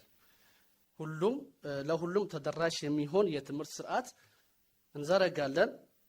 ሲቀጥል ደግሞ ላልተማረ ወጣት ስራ እንዴት ትፈጥራላችሁ ተብሎ ለተነሳው ጥያቄ ላልተማረ ወጣት ሾርት ተርም ትሬኒንግ በመስጠት ኢንተረስቱን ቤዝድ ያደረገ ወይም ፍላጎቱን መሰረት ያደረገ ስራ እንፈጥራለን። ሌላኛው ደግሞ ላልተማረ ወጣት በአካባቢ ያለው መልካም ኦፖርቹኒቲ ወይም መልካም እድሉን በመጠቀም ስራ እንዲሰራ ወይም ወደ ስራ እንዲሰማራ እናደርጋለን። ይህን የምናደርገው ስልጠናውን በሚገባ የአጭር ጊዜ ስልጠና በመስጠት የስራ እድል እንፈጥራለን ብለን እናምናለን። ሁለተኛ ጥያቄ ደግሞ ግልጽ አልሆነልኝም። የስራ እድል ስትፈጥሩ በምን ላይ ተመስርታችሁ ነው? ኢትዮጵያችን ሰፊ የቆዳ ስፋት ያላት መሬት አላት። ሌላ ሙያ ነው፣ ቴክኒክ ነው፣ ሌላ በምንድን ነው የስራ እድል? ኦኬ፣ ይሄን አንድ ላይ የመለስኩ ይመስለኛል። አንደኛ ኢንተረስቱን ቤዝድ ያደረገ የስራ እድል እንፈጥራለን ብያለሁ። ሁለተኛ ነገር ደግሞ በአካባቢ ያለው እሱ እንዳለው ግብርና፣ የንግድ ስርዓትም፣ ሲቀጥል ደግሞ እንደ ጥሩ እድል ሆኖ የመሬት አክሰስ አለ። ያንን በመጠቀም ወጣቱ ስራ ፈጥሮ የራሱን ህይወት በራሱ እንዲመራ እናደርጋለን ብለን እናምናለን። እሺ፣ ቀጣይ ጠያቂ የኢትዮጵያ ዜጎች ለማህበራዊ ፍትህ ኢዜማ ነው። አመሰግናለሁ። እኔ አይ ቲንክ ከሶስቱ ሁለቱ ሊመልሱት ይችላሉ። ለሶስቱም በጥቅል የቀረበ ጥያቄ ነው። አንደኛ በተደጋጋሚ ያቀረባችሁት መንግስት ስንሆን ብላችሁ ያላችሁን የፖሊሲ አማራጭ አቅርባችኋል። በኢትዮጵያ የመንግስት ስርዓት ውስጥ ፖሊሲ ለማስቀየር ያላችሁትን ለመስራት መንግስት መሆን ያስፈልጋል። ይሄን ለመሆን ደግሞ በአብላጫ ድምጽ መመረጥ ያስፈልጋል። የኢትዮጵያ መንግስት ለመመስረት 275 እና ከዛ በላይ ድምጽ ያስፈልጋልና ባለኝ መረጃ ሞዴሬተሮችም ጠያቂዎችም መንግስት ብትሆኑ እያላችሁ ስለጠየቃችሁ ነው። እኔ ከ20 በላይ እንትን ያቀረባችሁ አልመሰለኝም። መንግስት የምትሆኑበት እድል የለም። በሀገር ውስጥ ያለ አንድ የእግር ኳስ ቡድንን በሚቀጥለው ዓመት ሻምፒዮንስ ሊግ ስትሳተፍ እንዴት ነው ብሎ እንደመጠየቅ ነው ይመስለኝ። ስለዚህ እንዴት መንግስት ስትሆኑ የሚባል ማትሆኑ ከሆነ በመንገድ ነው ያላችኋቸውን ፖሊሲ ተጽዕኖ ማሳደር የምትችሉት? ይሄን እንድትመልሱ ነው። አንደኛው ነው። ሁለተኛ ለወብን ማቀርበው ቅድም የቤት ግንባታ ላይ ለቀረበው ጥያቄ በቂ መልስ የተሰጠ ስላልመሰለኝ ነው። የመምህራንና የሕክምና ባለሙያዎችን ብቻ ወስደን በግርድፉ ብናይ ወደ 1 ሚሊዮን ሲቪል ሰርቫንቶች አሉ። ለእነኚህ ቤቶች ለመስራት በጣም ሞደሬት የሚባል ትንሽ ቤት አንድ ቤት 2 ሚሊዮን ብር አካባቢ ኮስት ያደርጋል። እነኚህን 1 ሚሊዮን ቤቶች ለመገንባት 2 ትሪሊዮን ብር ያስፈልጋል። ይሄንን የበጀት ምንጫችሁን ሳትናገሩና በምን ሞዳሊቲ እንደምትሰሩ ስላልነገራችሁን ይሄንን ብሪፍ ብታደርጉ አመሰግናለሁ። ኢዜማ 2 ጥያቄ ነው ያነሳችሁት። የፖለቲካ ፓርቲዎችን መምረጥ ግድ ስለሆነ የመጀመሪያው ጥያቄ ላይ ማን ይመልስ? ኦኬ፣ የፓርቲዎች ስብስብ ስለሆነ መድረክ ቢመልሰው ጥሩ ይመስለኛል። ጥሩ፣ ወደ ምላሹ ነች። ደግምልኝ። እናንተ ያቀረባችሁት 275 ወንበር አላቀረባችሁም። በጣም ጥቂት ወንበር 4 ፓርቲዎች ሆናችሁ ካልተሳሳትኩኝ 20 ቤት አካባቢ ወንበር ነው ያቀረባችሁትና መንግስት ስንሆን እንሰራለን ያላችሁት መንግስት አትሆኑ። ይሄን ፖሊሲያችሁን ማስፈጸምም አትችሉምና ምን እያሰባችሁ እንደሆነ ግልጽ እንድታደርጉ። ኦኬ፣ ጥሩ ጥያቄ ነው። አንድ መንግስት የአንድ ክልል ወይም የአንድ ብሔር ስብስብ ነው ብለን አናምንም። እኛም እንደ መድረክ ሀሳባችን ለህዝባችን ግልጽ ማድረግ መቻል አለብን። ይህን የምናደርገው ቀጣይ ሀገር የመሆን እድል ባናገኝ እንኳን ህዝቡ ፖሊሲያችንን አይቶ እኛ መምረጥ ስላለበት ይህን ደግሞ ፖሊሲውን ለህዝቡ የማሳወቅ ግዴታ ስላለብን ነው ይህንን ያቀረብነው።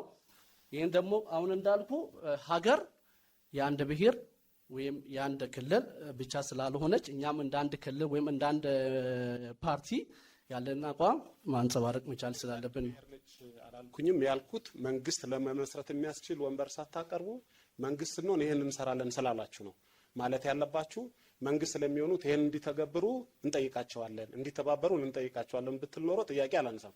መንግስት ለመሆን የሚያስችል የፖለቲካ ቆመና ላይ ሳትቆሙ መንግስት ነው ይሄን ፖሊሲ እንፈጽማለን አሁን ይሄንን አሁን በማህበራዊ ጉዳይ ለህዝባችሁን ሀሳብ ማንጸባረቅ የለባችሁም ነው። እኛ እንደ መድረክ ወይም እንደ ፓርቲ ያለን በማህበራዊ ጉዳይ ያለን ፖሊሲ ለህዝባችን ማቅረብ ስላለብን ህዝባችን ደግሞ ይህን አይቶ ሊመርጠን ስለሚገባ ነው ይህን ፖሊሲ ያቀረብ ነው። ቀጣዩን ምላሽ የሚሰጡን የወላይታ ብሔራዊ ንቅናቄ ይሆናሉ። እሺ፣ አመሰግናለሁ። ሁለቱንም ጥያቄዎችን አንድ ላይ መልሳለሁ። አንደኛ ወደ ምርጫ ስትገባ ማንኛውም ፓርቲ ከ270 በላይ እጩ ያስመዘገበ ፓርቲ ስለማሸነፉ የሚያውቀው ነገር የለም። ሁለተኛ እኛ ብቻ አይደለንም፣ እንደዚህ አይነት ተሞክሮ ህንድ ሀገርም አለ፣ አብዛኛው ሀገሮች ውስጥ የተለመደ ነው። እኛ ፕሪፈር የምናደርገው ወሂድን ማነው ውብን ኮአሊሽን ገቨርንመንት ነው። ዘ ቤስት የተሻለ እንደዚህ ብዝሃነት ያለበት ሀገር ላይ የሚመረጠው ኮአሊሽን ገቨርንመንት ነው። ስለዚህ ነው እኛ ይሄንን ፖሊሲያችንን ያቀረብ ነው። ሁለተኛው ምናልባት ደግሜ እንትላለው ልብ ብለህ ካልሰማ ስልጣን ከያዝ የመምህራንና የጤና ባለሙያዎች የመኖሪያ ቤት ጥያቄ በተዋቀረ ስትራክቸራሊ በተቀናጀ እንዲሁም ደረጃ በደረጃ ኢኮኖሚን መሰረት ባደረገ አገራዊ ፕሮግራም ነው።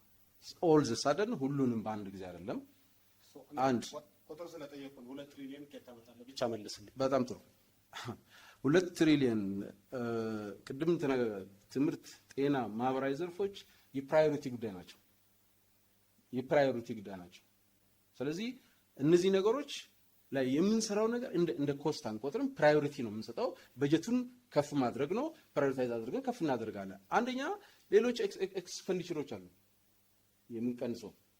ሁሉንም ቤት በአንድ ሰዓት ወይም በአንድ ዓመት ወይ በአንድ ወር ውስጥ እንጨርሳለን። ደረጃ በደረጃ ነው የምናደርገው። ስለዚህ ኢትስ ፖሲብል። ግን 2 ትሪሊዮን ማለት የሀገሪቱ የ2 ዓመት በጀት ነው፣ የአጠቃላይ በጀታችን ብዬ ነው። ቤት ላይ ስንውለው በነገራችን ላይ ለቤት ግንባታ የምናወጣቸው ራሳቸው ግንባታው በራሱ ለምሳሌ አብዛኛውን እኔ ዝርዝር እንትኑ ላይ አገር ውስጥ ኮንስትራክሽኖች ራሳቸው እንትናል። ስለዚህ ለቤት ግንባታ ሰዓት ጨርሳችኋል። የወላይታ ብሔራዊ ንቅናቄ ፓርቲ ሰዓት ጨርሳችኋል። የመጨረሻው ጥያቄ የኢትዮጵያ ፌዴራላዊ ዴሞክራሲያዊ አንድነት መድረክ ይሆናል። ኦኬ፣ አመሰግናለሁ። የመጀመሪያ ጥያቄ ለኢዜማ ነው። አሁን በኢትዮጵያ እየተተገበረ ያለው ፖሊሲ የፖሊሲ ባለቤት ማን ነው? ኢዜማ ከሆነ የህዝብ ውክልና እንዴት ይጠበቃል? ምክንያቱም ህዝብ አምኖ የመረጠው ገዢ ፓርቲ ብልጽግና እስከሆነ ድረስ በኢትዮጵያ ሊተገበር የሚገባው የራሱ የብልጽግና ፖሊሲ ነው ብለን ስለምናምን አሁን በትምህርት ፖሊሲ ላይ እየተተገበረ ያለው ፖሊሲ ወይም የፖሊሲ ባለቤት ማን ነው? ኢዜማ ከሆነ የህዝብ ውክልና እንዴት ነው እየተጠበቀ ያለው? ሁለተኛ ጥያቄ ለሲዳማ ህዝብ አንድነት ፓርቲ ብዙ አሁን ወጣቶችን አደራጅተን ስራ እንፈጥራለን ስትሉ ነበርና ይህ አደረጃጀት በተግባር እንዴት ይፈጸማል? እንዴት ተግባራዊ ማድረግ ትችላላችሁ? ለምሳሌ ከዩኒቨርሲቲው እየተመረቀ የሚወጡ ተማሪዎች በተለያዩ ሙያ ዘርፍ ስለሆነ ላይክ አሁን በኤዱኬሽን በቋንቋ በተለያዩ ስራ ዘርፍ ተመርቀው የሚወጡ ተማሪዎች አሉና እነዚህን እንዴት ነው ወደ ስራ ልታሰማሩ የምትችሉት? እሺ፣ የመጀመሪያው ጥያቄ ላይ ምላሽ እንሰማለን።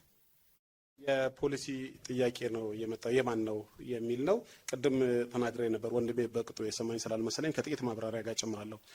የፖሊሲ የመንግስት ፖሊሲ ነው። የመንግስት ፖሊሲ ማለት ተፎካካሪ ፓርቲዎች፣ የፓርቲ አባላት የሆኑ ያልሆኑ፣ ገዢው ፓርቲ በጋራ የገዢው ፓርቲ ኢኒሼቲቭ ይወስዳል። መንግስት የመመስረት እድል የተሰጠው ከዛ መንግስት ከተመሰረተ በኋላ ሁሉም ዜጎች በሀገሪቱ ውስጥ ያሉ ዜጎች በሙሉ ሌጂቲሜት ለሆነው መንግስት እውቅና ለተሰጠው መንግስት ፖሊሲዎች ተገዥ ይሆናሉ። ስለዚህ የመንግስት ፖሊሲ ይሆናል።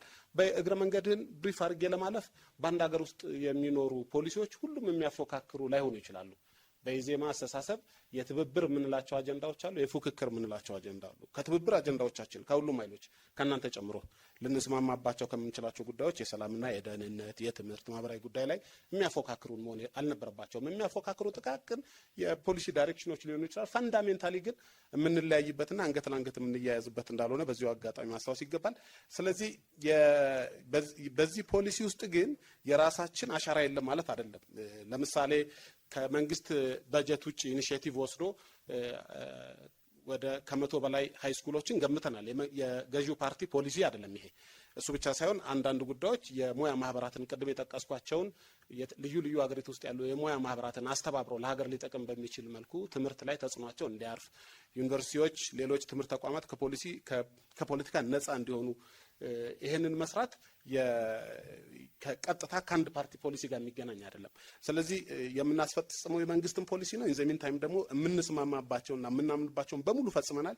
በተሟላ መልኩ ለመፈጸም ግን አገሪቱ የቆመችበት የፖለቲካ መዋቅር ከብሔርና ከማንነት ተላቆ በዜግነት ላይ ሲቆም በተሟላ መልኩ መፈጸም እንችላለን የሚል ነው። አመሰግናለሁ። ከመንግስት ፖሊሲ ማስፈጸም በዘለለ ከመቶ በላይ ትምህርት ቤቶችን ገንብተናል ብላችኋልና በምን አግባብ ነው ያ የተከናወነው? ለተገነቡት ትምህርት ቤቶች እንደ ማሳያ የምታቀርቡትን ማስረጃ ብትጠቅሱልን። በጣም ጥሩ። ይህንንም እዚህ ያሉ የፖለቲካ ፓርቲ መሪዎች ተሳትፎ እንደሆነ አላስታውስም። እኔ ራሴ በነበርኩበት በጠቅላይ ሚኒስትሩ ቢሮ በተደረገ የፖለቲካ ፓርቲ መሪዎች ስብሰባ ላይ ክቡር ጠቅላይ ሚኒስትሩ ራሳቸው ፕሮፌሰር ብርሃኑ ነጋን ባመሰገኑበት መድረክ ላይ ምስክር የሚሆኑ ይመስለኛል። መንግስት ከመደበው በጀትና ከሰጣቸው አቅጣጫ በተጨማሪ በራሳቸው ኢኒሼቲቭ ከመቶ በላይ ሃይ ስኩሎችን ገንብተዋል። እኛ እየሰራን ያለነው መዋለ ህጻናትን ነው። የኢዜማ መሪ ግን ሃይ ስኩሎችን ገንብተዋል ብሎ ትምህርት ፓርቲው ነው ኢዜማ ነው የገነባው። አሁን ቅድም እናንተ ስትገልጹ የመንግስትን ፖሊሲ ከማስፈጸም በዘለለ ከመቶ በላይ ትምህርት ቤቶችን ገንብተናል ብላችኋልና ኢዜማ ነው እነዚህን ትምህርት ቤቶች የገነባው። የኢዜማ መሪ ፕሮፌሰር ብርሃኑ ነጋ የሚያስተባብሩት መስሪያ ቤት ይሄንን ገንብቷል። ይሄ ከቀጥታ የአንድ ፓርቲ ፖሊሲ ያለፈ ነው ለማለት ነው። ስለዚህ ይሄንን የፓርቲያችን ነው ብላችሁ ከመንግስት ፖሊሲ ማስፈጸም ውጪ ነው ኢዜማ የሰራው ነው ብላችሁ እንዴት ልታቀርቡ ትችላላችሁ? ትክክል ነው። ቅድም የነገርኩህ ደግሜ ለማብራራት ያህል አንድ ሚኒስትር መስሪያ ቤት ተጠሪ መስሪያ ቤት በህዝብ ተወካዮች ምክር ቤት የሚቀርብለት ሪፖርት ያቀርባል። ተሰፍሮ ተቆጥሮ የሚሰጠው በጀት የሚፈቀድለት ሪሶርስ የሚመደብለት ስራዎች አሉት። ከዛ ስራ ውጪ የሚሰራው ከሆነ በራሱ ኢኒሼቲቭ ከራሱ የፖለቲካ ፍልስፍናና ሀሳብ ተነስቶ ማህበረሰብ ይጠቅማል፣ ሀገር ይጠቅማል ብሎ የሚሰራው ነው። ስለዚህ ከተሰጠው ተልእኮ በተጨማሪ እየገለጻችሁልን እንዳላችሁት ከሆነ አንድ ሚኒስቴር መስሪያ ቤት የመንግስት ፖሊሲ አስፈጻሚ ነው። እርስዎ እየገለጹልን የነበረው ደግሞ ከመንግስት ፖሊሲ ውጪ 100 ትምህርት ቤቶች ተገንብተዋል፣ እኛ አስገንብተናል የሚል አገላለጽ ነው የገለጻችሁት። ስለዚህ ሚኒስቴር መስሪያ ቤቱ ኢኒሼቲቭ ወስዶ ያስገነባቸው ከሆኑ እነዚህ ትምህርት ቤቶች ኢዜማ አስገንብቻለሁ ብሎ መግለጽ ይችላል ወይ?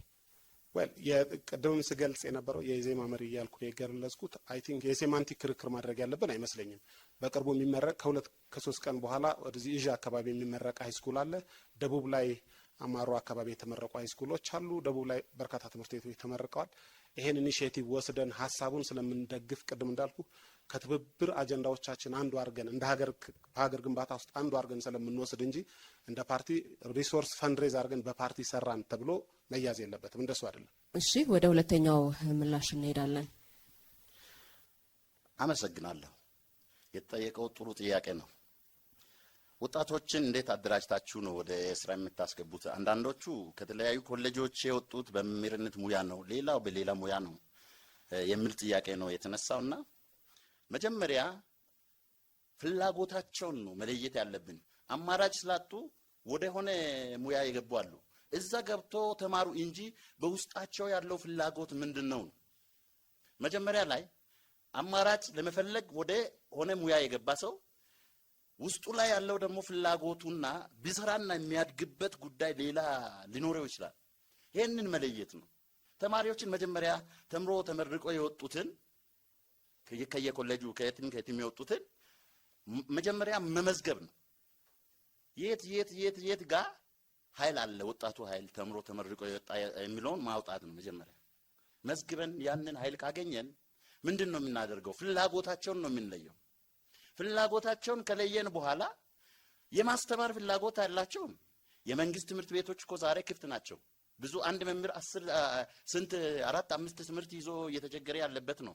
የመንግስት ትምህርት ቤቶች ራሱ ብዙ ክፍት ኮታ ስላላቸው ፍላጎት እንደየፍላጎታቸው እዛ እናሰማራለን። ሌሎች ፍላጎት ያላቸውን በመምህርነት ሙያ ተምሮ በውስጡ ደግሞ አርሶ ማደር የሚፈልግ ካለ ወደ አርሶ አደርነት እናስገባለን፣ በዘመናዊ እርሻ እንዲተዳደር። ሌላው ደግሞ በሌላ ሙያ እንዲተዳደር። በንግድ መተዳደር የሚፈልግ ወጣት አለ። ዛሬ እድል ነው ያጣው፣ አልተደራጀም። አባቶችም ወላጆችም አስተምረው ልጆቻቸው እዛው ቤታቸው ቁጭ ብለዋል። ገንዘባቸውም ተባክነዋል። ልጆቻቸው የተማሩበትን ሙያ ለህዝብም አላደረሱም። ቀደም ሲል በነበራችሁ ንግግር የጤና ተቋማትን ችግሮች በምታብራሩበት ወቅት የጤና ተቋማት በዘመድ አዝማድ ከሙያ ዝግጅት ወይም ውጪ በሆኑ ሁኔታዎች የሚሾሙበት ሁኔታ አለ የሚል ነገር አንስታችኋልና ይህ ጉዳይ ጅምላ ፍረጃም ስለሚሆን ማብራሪያ ብትሰጡበት። አመሰግናለሁ። እሱ ጅምላ ፍረጃ አይደለም። በኢትዮጵያ ውስጥ ያለው የሹመት አሰጣጥ ለፓርቲ ውለታ የዋለ ሰው ወይም በዛ ፓርቲ በገዢ ፓርቲ ስር ያለና በቤተሰብ ትስስር ወደ ስልጣን የመጣ እንጂ በሙያ ተመዝኖ ማስረጃ ማቅረብ ይችላሉ። ለምሳሌ ምን ያህል ናቸው? አዎ በሙያ ተመዝኖ ይህንን ስራ እከለ ብሰራና ያሳልጣል ተብሎ የተቀመጠ የለም። ለምሳሌ ይህንን ለማንሳት የቻልኩበት አለ። ባለሙያዎችን ነው አመራሮች? ባለሙያዎቹም አመራሮች። አንዳንድ ጊዜ ባለሙያው በሙያው ተምሮ ይመጣል። አመራር የሚሆን ሰው ግን በየትኛውም ሙያ ይማር። እስኪ ለዚህ መረጃ አቅርቡልን። ለዚህ መረጃ እያቀረብኩ እኮ ሁሉንም ባለሙያ ሁሉንም አመራር እንደዚህ ነው መናገር ይቻላል ወይ? ጥናትም ካለ እሱን ያስቀምጡ እያልኩ ያለሁት አለ። ሌላ ቦታ የዩኒቨርሲቲ መምህር ነው የሚያስተምረው፣ ሌላ አይነት ዲፓርትመንት ነው። ከዛ ተወስዶ መጥቶ የጤና ወይ ሆስፒታል ኃላፊ የሆኑ ሰዎች ጭምራሉ እኛ ጋር ሆኖ ሆስፒታል ውስጥ ብዙ ብልሽት ተፈጠረ። የአሰራር ስርዓቱን የሆስፒታሉን ስለ ጤና አያውቅም። በዛው ልክ ሲበላሽ ነው ህዝቡ ነው ሙቭመንት ተነስቶ የተቀየሩበት ጊዜ ሁሉ ጭምር ስላለ ለዛ ነው እኛ በሙያቸው በጤና የተማረ ሰው የጤና ጽሕፈት ቤቱንም ይሁን ቢሮውንም ይሁን ሌላዎችንም ይሁን ቢመራ፣ በትምህርት የትምህርት እንትን ያለው በትምህርትን ቢመራ፣ በግብርና የተመረቀ አሁን በግብርና ሙያ ተመርቆ ሄዶ ኢኮኖሚ ዘርፍ የሚመራ አለ። እሱ ሁሉ ቢስተካከልና ሁሉም በሙያው ቢመራ ሁሉም ዘርፍ ይስተካከላል ነው ያልነው። አምስተኛው ዙር ላይ ደርሰናል። ፓርቲያችሁን የምታስተዋውቁበት በቅደም ተከተሉ መሰረት የወላይታ ብሔራዊ ንቅናቄ። እሺ፣ አመሰግናለሁ። መላው የወላይታ ህዝብ፣ መላው የወላይታ ወጣቶች፣ እናቶች 5 እና 6 ኪሎ ሜትር ርቃችሁ ውሃ የምትቀዱት የወላይታ ብሔራዊ ንቅናቄ የተመሰረተው በምክንያት ነው። በምክንያትም ለምርጫ ቀርቧል። ምክንያታችንም የህዝባችን ችግር መቅረፍ ነው። ስለሆነም የለጋዎች ወጣቶች በየከተማ ከጉልበት ብዛት ወጣችሁ ሰርታችሁ ተምራችሁ አገር ወገን የደረሰበት እንድትደርሱ ወላይታ ብሔራዊ ንቅናቄን በመምረጥ የወደፊት ተስፋችሁን አድሱ። ምልክታችን የወላይታ የስልጣኔ መገለጫ የሆነው የዘላቂነት መገለጫ የሆነው የአብሮነት መገለጫ የሆነው ከወላጆቻችን ትምህርት የምናገኝበት ተግሳጽ የምናገኝበት ተሰባስበን አብረን የምንኖርበት ጉላንታ ነው። ጉላንታ በመምረጥ የወደፊት ተስፋችን አረጋግጡ።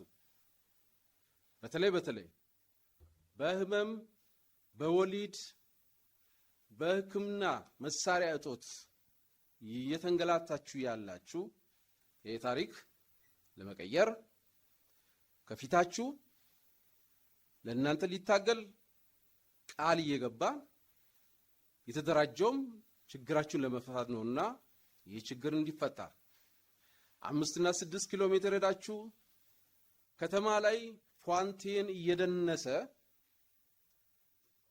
የወንዝ ውሃ የምትጠጡ እናቶች፣ አባቶች በወባ የምትሰቃዩ ይሄ ታሪክ እንዲለወጥ ወላይታ ብሔራዊ ንቅናቄን በመምረጥ የልማት ተቋዳሽ እንድትሆኑ በማዳበሪያ ዕዳ እየተሰቃያችሁ ያላችሁ አርሶ አደሮች፣ ገበያ እጥረት፣ በኑሮ ውድነት ልጆቻችሁን ማስተማር ያቃታችሁ ወላይታ ብሔራዊ ንቅናቄን በመምረጥ ጉላንታ ምልክታችን በመምረጥ ወደፊት ተስፋችሁን እንድታድሱ ከፊታችሁ ቆሜ ይህንን መልእክት አስተላልፋለሁ። መጪው ጊዜ ከወላይታ ብሔራዊ ንቅናቄ ከመላው ሕዝባችን ብሩህ ነው። ወላይታ ብሔራዊ ንቅናቄን መምረጥ ድልን መምረጥ ነው። ወላይታ ብሔራዊ ንቅናቄን መምረጥ ለውጥን መምረጥ ነው። ስለዚህ ከሁሉም በላይ አሁንም ደጋግሜ የወላይታ ወጣቶች በየከተማው ስራ አጣችሁ ባለቤት አልባ የሆናችሁ ወላይታ ብሔራዊ ንቅናቄ ባለቤት አለ። ባለቤትህ ከፊት ቆሞ ላንተ ጥሪ እያስተላለፈ ነው። ጉላንታን በመምረጥ ለውጥን በጋራ እናረጋግጥ። አመሰግናለሁ። እናመሰግናለን። ሲዳማ ህዝብ አንድነት ዲሞክራሲያዊ ድርጅት። አመሰግናለሁ። ቅድም መጀመሪያ ላይ እንደገለጽንላችሁ ሁሉ ፓርቲያችን የሲዳማ ህዝብ አንድነት ዲሞክራሲያዊ ድርጅት የተደራጀበት ዋነኛ ዓላማ ለዜጎች እኩልነት፣ ለፍትህ፣ ለዲሞክራሲ መስፋፋት፣ ለማህበራዊ መስተጋብር፣ ለፖለቲካ እኩል ተከፋይነት በሌላ ላይ ተደራጅቶ እስካሁን እየታገለ ብዙ የዲሞክራሲ ሜዳ እንዲሰፋ ያደረገ ግንባር ቀደም ፓርቲ ስለመሆኑ ድፍን የሲዳማ ህዝብ ያውቀዋል። ስለሆነም ፓርቲያችን የሲዳማ ህዝብ አንድነት ብመረጥ በዚህ ምርጫ ብትመርጡንና ብናሸንፍ ቅድም ከላይ በዘረዘርናችሁ መሰረት በትምህርት ላይ ያለንን ፖሊሲዎቻችንን ከታችኛው መሰረት ጀምረን የትምህርትን ጥራት በማሻሻል ተማሪዎቻችን ደግሞ ብቁና ለሀገር የሚጠቅሙ እንዲሆኑ ለማድረግ ውጥን ይዘን የተነሳን ፓርቲ መሆናችንን ባቀረብነው ፖሊሲያችን ለማወቅ ችላቸዋል ብለን እናምናለን።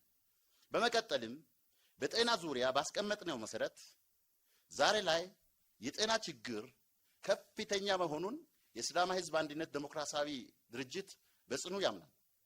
ይህ የሆነበት ምክንያት በየተዋረዱ በየወቅቱ እየተደረገ ያለው የጤና ፖሊሲው ቀጥተኛ ያልሆነ ህዝቦች በመከላከል ላይ ያተኮረ ፖሊሲ ብቻ የተባለ በቂ ጤና ጣቢያ፣ በቂ ክሊኒክ፣ በቂ ሆስፒታል ከህዝቦች ጋር እኩል የሆነ የመድኃኒት ክምችት ባለሙያ የሌለበት በመሆኑ ህዝባችን በጤና ችግር እየተሰቃየ እንደሚገኝ ግልጽ ነው። የተከበራችሁ የሲዳማ ህዝብ ሆይ ዛሬ በፊታችሁ ቆሜ ስለ ጤና ፖሊሲ ይሄን ያልኩበት ምክንያት አለኝ። በገጠሩ የምትኖሩ እናቶቻችን ምን ያህል ችግር ውስጥ እንዳላችሁ እናንተው ታውቃላችሁ። የተከበራችሁ የሲዳማ ህዝብ ሆይ የሲዳማ ህዝብ አንድነትን በመምረጥ የጤና ዋስትናችሁን አረጋግጡ። በዚህ ላይ ለመጨመር የምፈልገው በፍላጎት ላይ የተመሰረተ የመድን አገልግሎት ስለሌለ በየወቅቱ የሚሰበሰበው የመድን አገልግሎት ተብሎ የሚሰበሰበው ገንዘብ ህዝቡ ባመነበትና በተስማማበት ሳይሆን በጭፍን ለህዝቡ አገልግሎት ላይ ሳይውል እየተባከነ በጤና ችግር ላይ እንደምትገኙ ግልጽ ነው። ስለሆነም ፓርቲያችን የሲዳማ ህዝብ አንድነት ዲሞክራሲያዊ ድርጅት ቢመረጥ በጤና መድን ስራ ላይ ህዝቦችን በማወያየት የጤና መድን ፈንድ ራሱ በራሱ እንዲደግፍ በማድረግ በሰበሰበው ገንዘብ በተገዛው መድኃኒት እንዲታከም በማድረግና የጤና አገልግሎት በመስጠት ከፍተኛውን ድርሻ እንወጣለን ብለን እናምናለን። ሌላው ደግሞ የመንገድ ችግር ነው። አብዛኛው በገጠሩ አካባቢ ያለው የመንገድ ችግር ከፍተኛ ነው። ወደ ጤና ጣቢያዎች እናቶች የሚወሰዱበት መንገድ፣ ተማሪዎች ወደ ትምህርት ቤት የሚሄዱበት መንገድ፣ ህሙማን ወደ ሕክምና የሚሄዱበት መንገድ እንደጠፋ እናንተው ታውቃላችሁ። በዚህ ላይ ደግሞ በተጨማሪ በእንቅርት ላይ ጆሮ ደግፍ እንደሚሉት የትራንስፖርት ጉዳይ አሁን ከፍተኛ እንደሆነ ታውቃላችሁ። ስለዚህ ይህን ለመቅረፍ የሲዳማ ህዝብ አንድነት ዲሞክራሲያዊ ድርጅትን ይምረጡ። የመወዳደሪያ ምልክታችን እንሰት ነው። እንሰትን ምረጡ። እናመሰግናለን። እናመሰግናለን። የኢትዮጵያ ዜጎች ለማህበራዊ ፍትህ ኢዜማ። አመሰግናለሁ።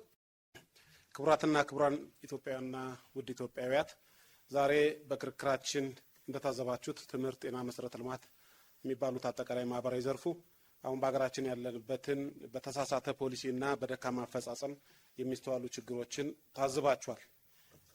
እዚህ የቀረቡት የፖለቲካ ፓርቲዎች አንዳቸውም መንግስት ለመመስረት የሚያስችል በቂ እጩ ያላቀረቡና በክርክሩም እንደታዘባችሁት ይህንን ውስብስብ ችግር ለመፍታት ሊቀይር የሚያስችል የፖሊሲ አማራጮች አቅርበዋል ብለን አናምንም።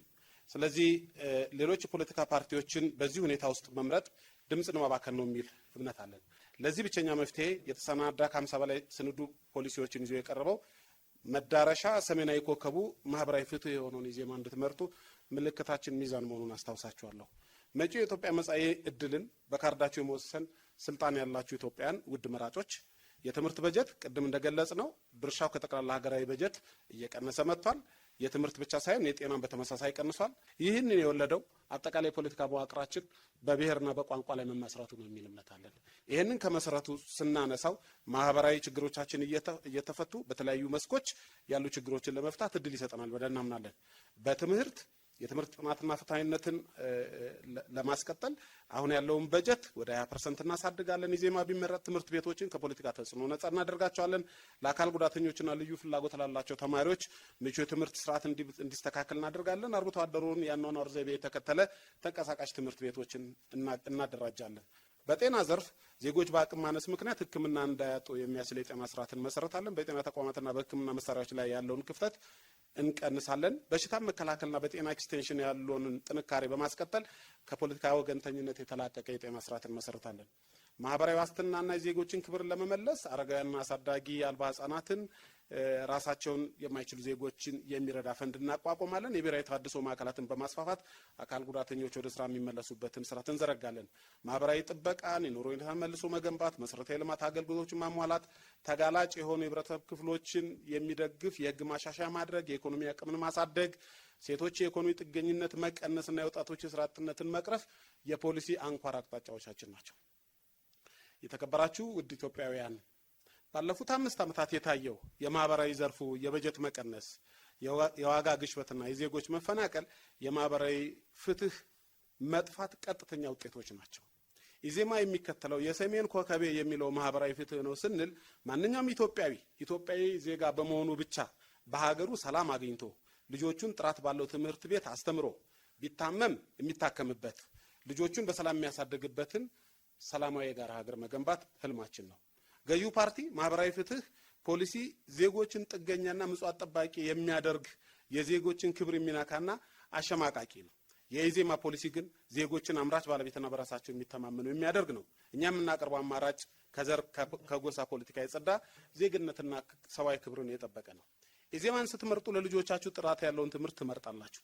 ወላጆቻችሁ የተከበረ እርጅናና ሕክምናን ትመርጣላችሁ። ለራሳችሁ ደግሞ በክብርና በነጻነት የምትኖሩባትን የጋራ ሀገራችሁን ኢትዮጵያን ትመርጣላችሁ። ስለዚህ ታላቅ ዓላማ ስትሉ ለዚህ ስኬት ባለሚዛን ምልክቱን ኢዜማ እንድትመርጡ በኢትዮጵያዊ ትህትና እጠቁማችኋለሁ፣ አስታውሳችኋለሁ። ምልክታችን ሚዛን ነው። ኢዜማን ምረጡ። አመሰግናለሁ። እናመሰግናለን። የኢትዮጵያ ፌዴራላዊ ዲሞክራሲያዊ አንድነት መድረክ። የተከበርክ የኢትዮጵያ ሕዝብ ሆይ ዛሬ የሚመርጡት ፓርቲ ብቻ አይደለም የነገው የልጆቻችሁ እጣ ፈንታ ጭምር ነው። ፓርቲያችን የሚያቀርበው የአማራጭ አቅጣጫ ግልጽ ነው።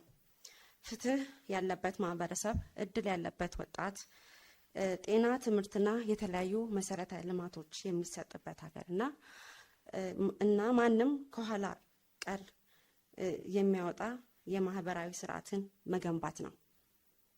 ይህ የምርጫ ጉዳይ አይደለም፣ የሀገር የወደፊት እጣ ፈንታ እንጂ። እንደ ሀገር ፓርቲያችን ጥራት ያለው ትምህርት ለዜጎች ማስፋፋት፣ ለሁሉም የሚደርስ የጤና አገልግሎት እንዲሁም ስራ ያለውን ለመፍጠር የተዘጋጀ ወጣት፣ ፍትሃዊ የሀብት ክፍፍል የተዘረጋለት ማህበረሰብን መፍጠር፣ ከሙስና የጸዳ አስተዳደርን መፍጠር የፓርቲያችን ዋነኛ ዓላማ ነው። ይህን ሁሉ የሚመጣው በተግባር የሚሰራው በህዝብ ድምፅ ይሁንታ ያገኘ መንግስት ነው። ድምጻችሁ ለልማት፣ ድምጻችሁ ለፍትህ፣ ድምጻችሁ ለማህበራዊ ለውጥ፣ ድምጻችሁ ለጠንካራ አባል ፓርቲዎች ስብስብ ለሆነው መድረክ ይስጡ። የምርጫ መወዳደሪያ ምልክታችን 5 ጣት ነው። መድረክን ይምረጡ። እናመሰግናለን። የመጨረሻውን ዙርም አጠናቀናል። የኢትዮጵያ ብሔራዊ ምርጫ ቦርድ እንግዲህ በማህበራዊ ጉዳይ ላይ ትኩረቱን አድርጎ ያዘጋጀውን የክርክር መድረክ በዚህ መልኩ አጠናቀናል። ሁላችሁንም የፖለቲካ ፓርቲዎች እጅግ አድርገን እናመሰግናለን። በዚህ የተገኛችሁ ታዳሚያንንም በተመሳሳይ